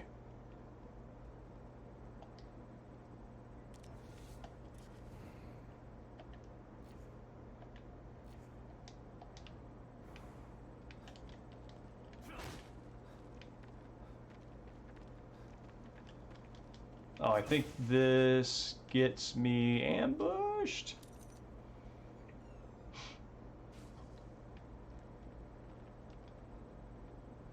Well, if you remember, I would love to know. So, keep me in mind when you remember the thing that I worked on.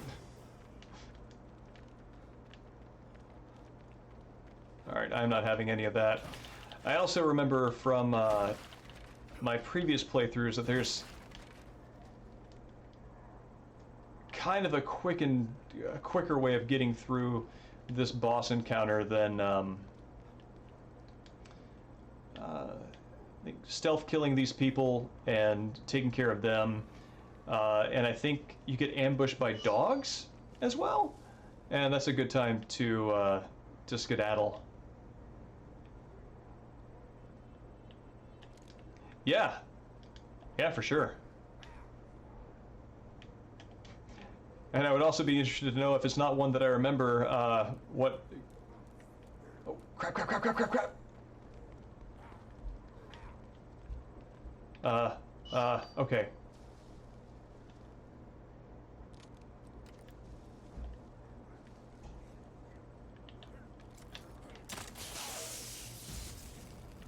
Stomp.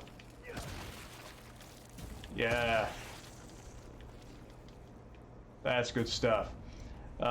If either I am developing without remembering it, and that would be one problem, or if I have a professional doppelganger, which would be another problem, because James Howells are sworn to find each other and prove who is to be the victor.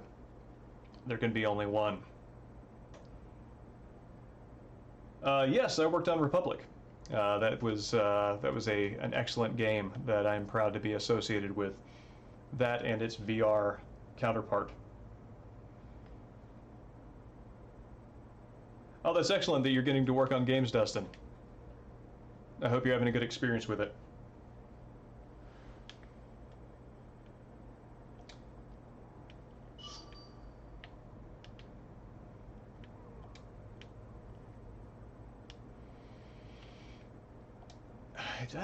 Is there anybody else over here? Time Zombie, you are the only person who is in our general generation. I know we've discussed this before, and you feel that you are of a generation younger than me, but I assure you, I'm right on the cusp there. But you are the only person outside of a boomer who has made that comparison.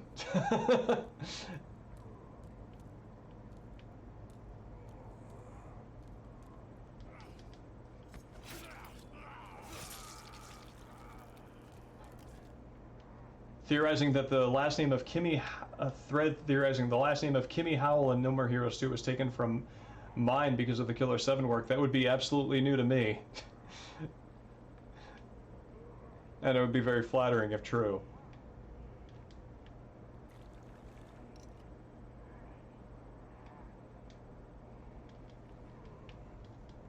No, no, no, no, no!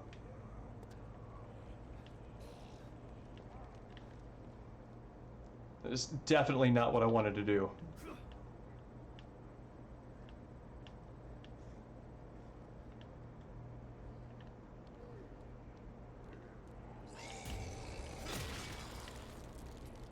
Please stop. Okay, I think that clears out this area.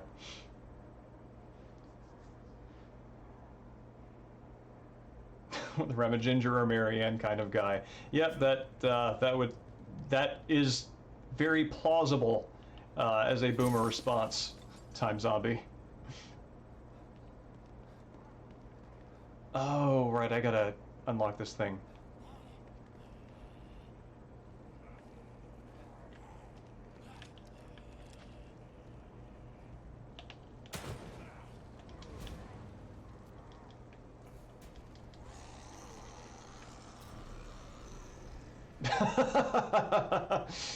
He bellowed his mighty yawp and then died. Okay, so if I want to get out of here without using a lot of ammo, I gotta prep.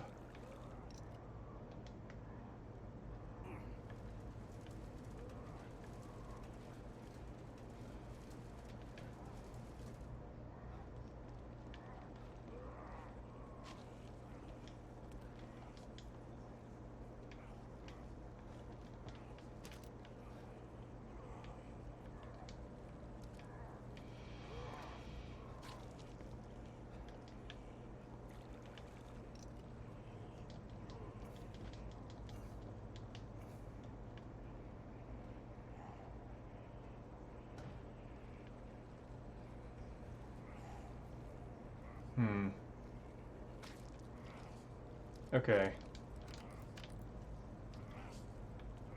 Here's how we're gonna do this. I'm gonna knock off this chain, and I'm gonna fire an electric bolt in there and shock them and stomp them. That's how this is gonna work out.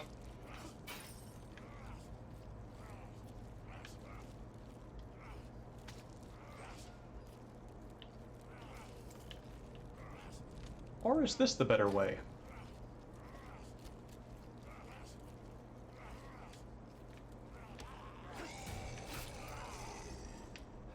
Yes, this is the better way for sure.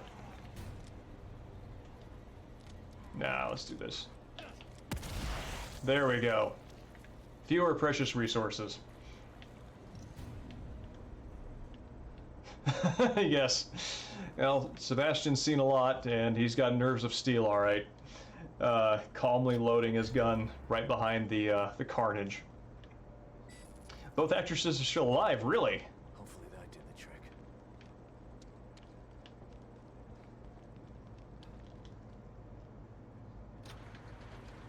Pleases me in a way that confirms that my mortality is not yet vouchsafed, that people who were on Nick at Night when I was a kid still are kicking.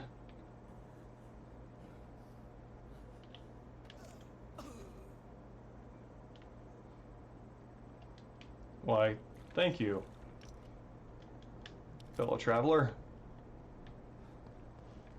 I will in fact take your Mountain Dew.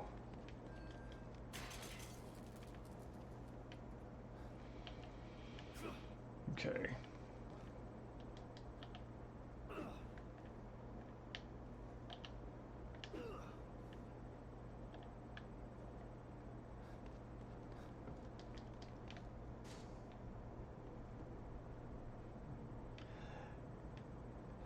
You're right, there is a lot of personality in the random characters in this, and I appreciate that level of detail.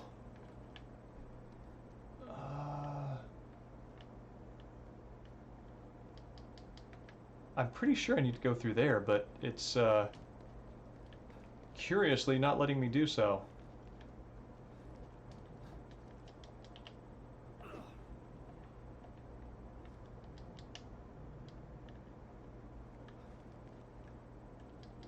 Do I need to climb over?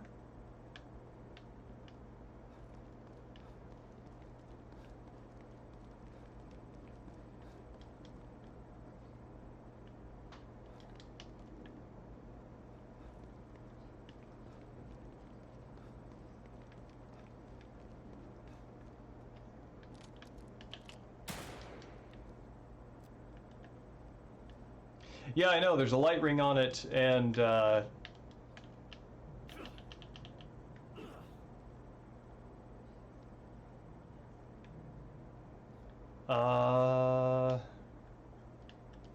climb?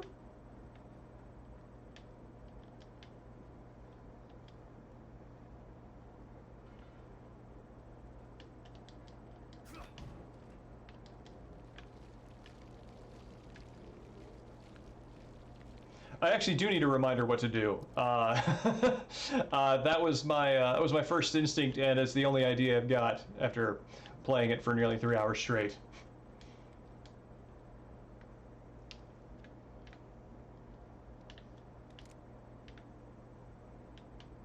Taste the rainbow. Slurp.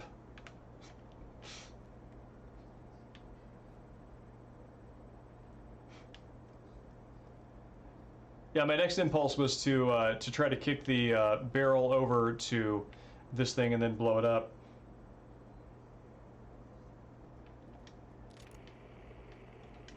Oh, right! Okay, thank you. Yes. I remember now. I jumped ahead.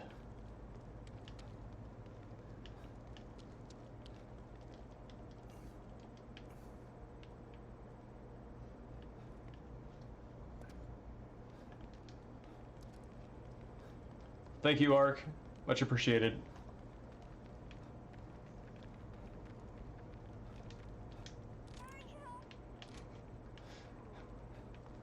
Where are you? My lost daughter asks. wondering why I'm still treating this as a non-linear affair.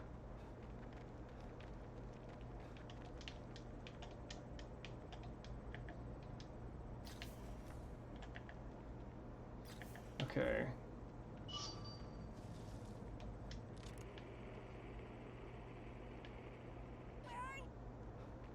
Let's try this again.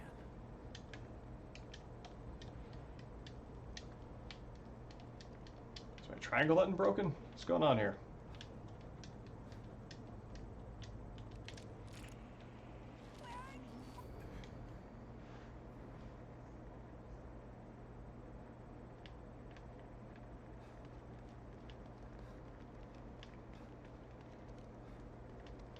Let's see. Damn it, I looked away for a second. What happened? Alright, here we go. Yes.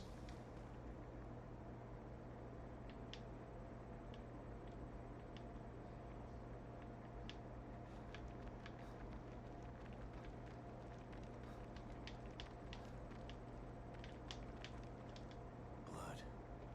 A few days old. Hope it's not Lily's.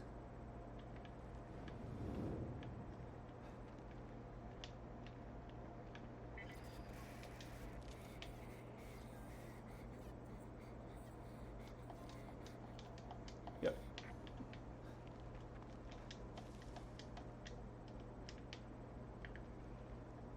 Yeah, for some reason it just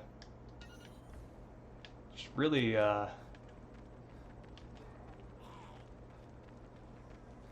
doesn't want me to be able to pull out my little device.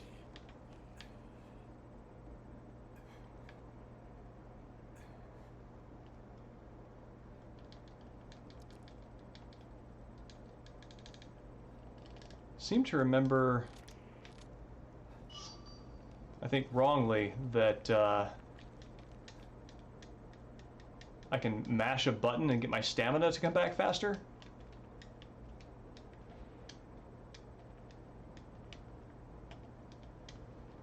See him. There we go.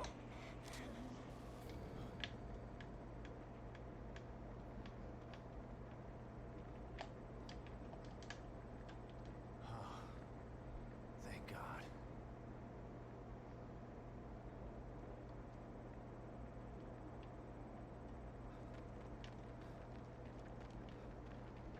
It looks like she stopped here to hide.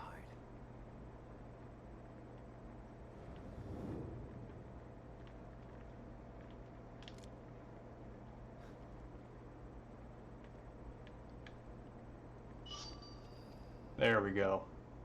She must be in that warehouse. Smart girl. Lots of good places to hide in there, I bet.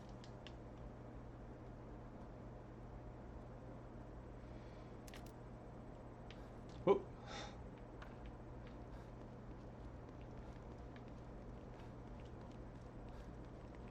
This town becomes absolutely terrifying once you solve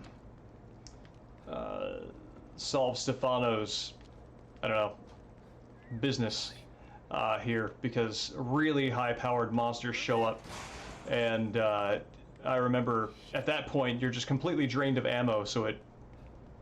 Hey, my bullet tag went away. Came from upstairs.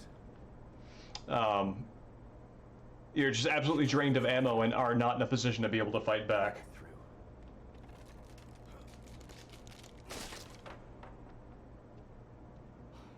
She's a brave and resourceful little girl.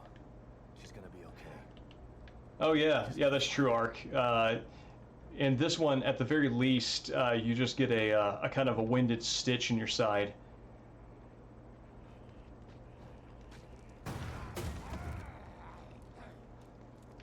Nope. Hey.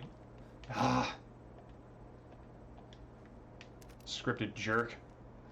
As opposed to having to stop and catch your breath, which is just brutal, especially because so much of that game is about running away from stalker-type enemies. Don't mind if I do.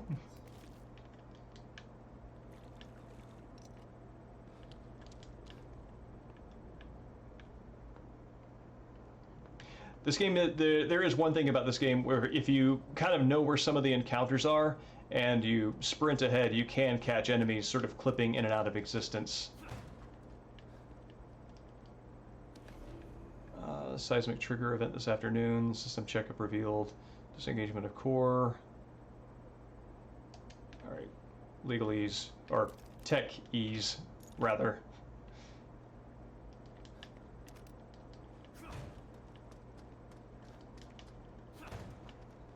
Another doll.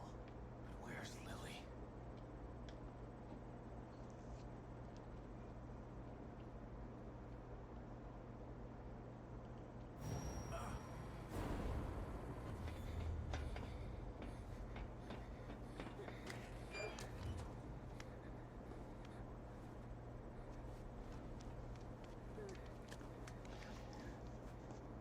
Yeah, the blood pools.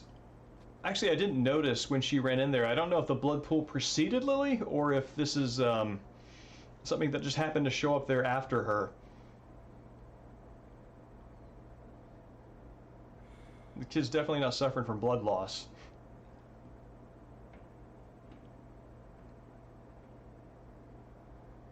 And one of Stefano's abilities in STEM is the dramatic gotcha.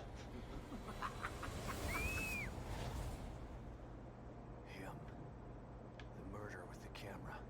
And the son of a bitch has my little girl. I was so close. Damn it. Calm down. Think. I gotta save her. No more signals coming into this communicator. I need to find another way. O'Neill. Not sure I can trust him. But he wants out of here as bad as I want to find Lily. O'Neill, Sebastian. Can you hear me? Hey, you. You're breaking up. Shit. Not now. Maybe it'll work better outside.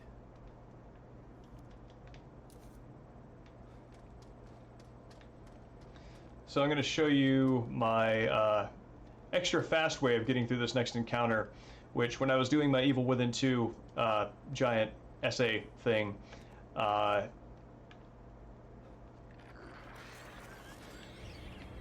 and I was trying to get screen caps,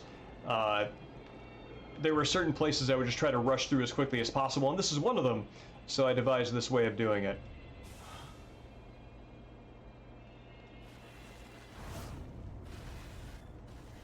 What the hell?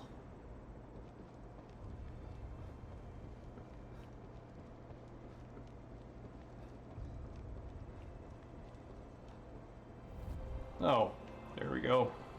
More of Stefano's work. Randall Fig.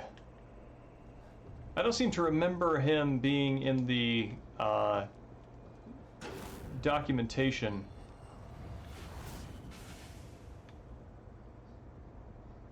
Yeah, that's, I think it was Ark? Who was, or no, it was the Swedish X who was mentioning how it's really cool how smoothly they do those transitions as if the environments are both loaded at the same time.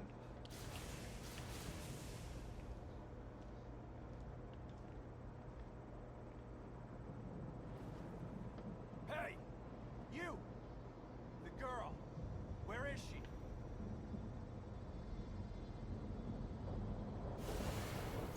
And this is a bad time.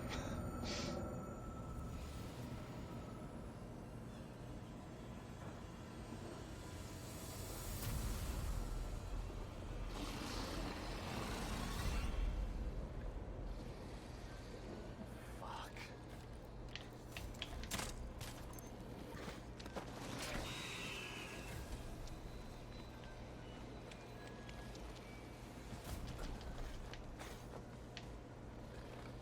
And we're done.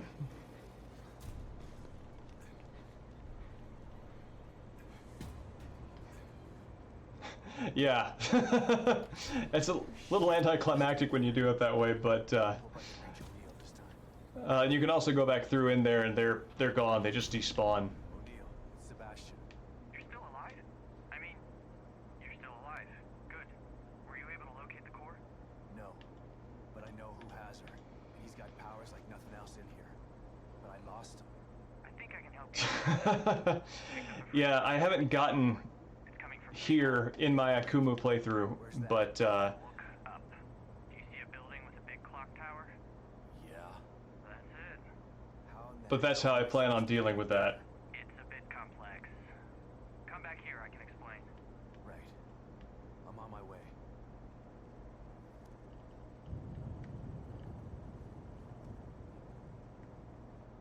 Oh no. Oh no, this is right where I am.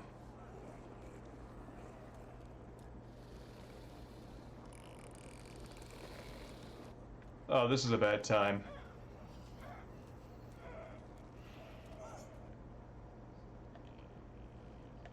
Oh no.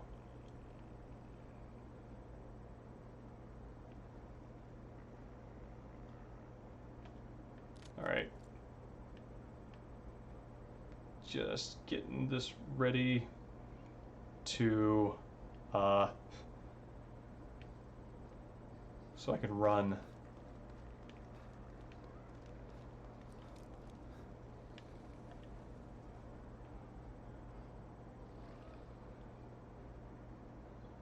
Please don't be around here. That's very good news for me.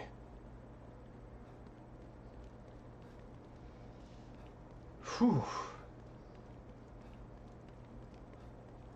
Surprisingly straight shot with very little interference from enemies on that.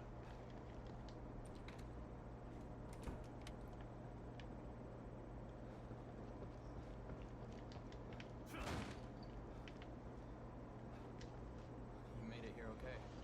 I'm not sure if okay is the right word, but yeah, I made it. Now, tell me how to get to City Hall. Union was built with a sort of backstage area, so Mobius operatives could observe the test subjects in secret. Most of these passageways are still intact enough to bypass the fissures in Union. But chunks of the city are floating in the air. How are there tunnels? They're passageways, not tunnels. When you go in and out of them, you're basically... Yeah, this is one of the things that makes Evil Within 2, I think, much more comprehensible to people, because there is even in the fragmented state of Union, there is this substructure that you can just imagine as connecting things rather than the dreamlike rapid shifting of things. This marrow that gets me to City Hall. And who comes up with these ridiculous names? I'll mark the location of the port. It's in the north safe house. Yeah, I think Hamlet really digs the fact that there's a lot unspoken about characters' internal worlds in 1, That should take you straight to City Hall. and I see that. I feel that same way.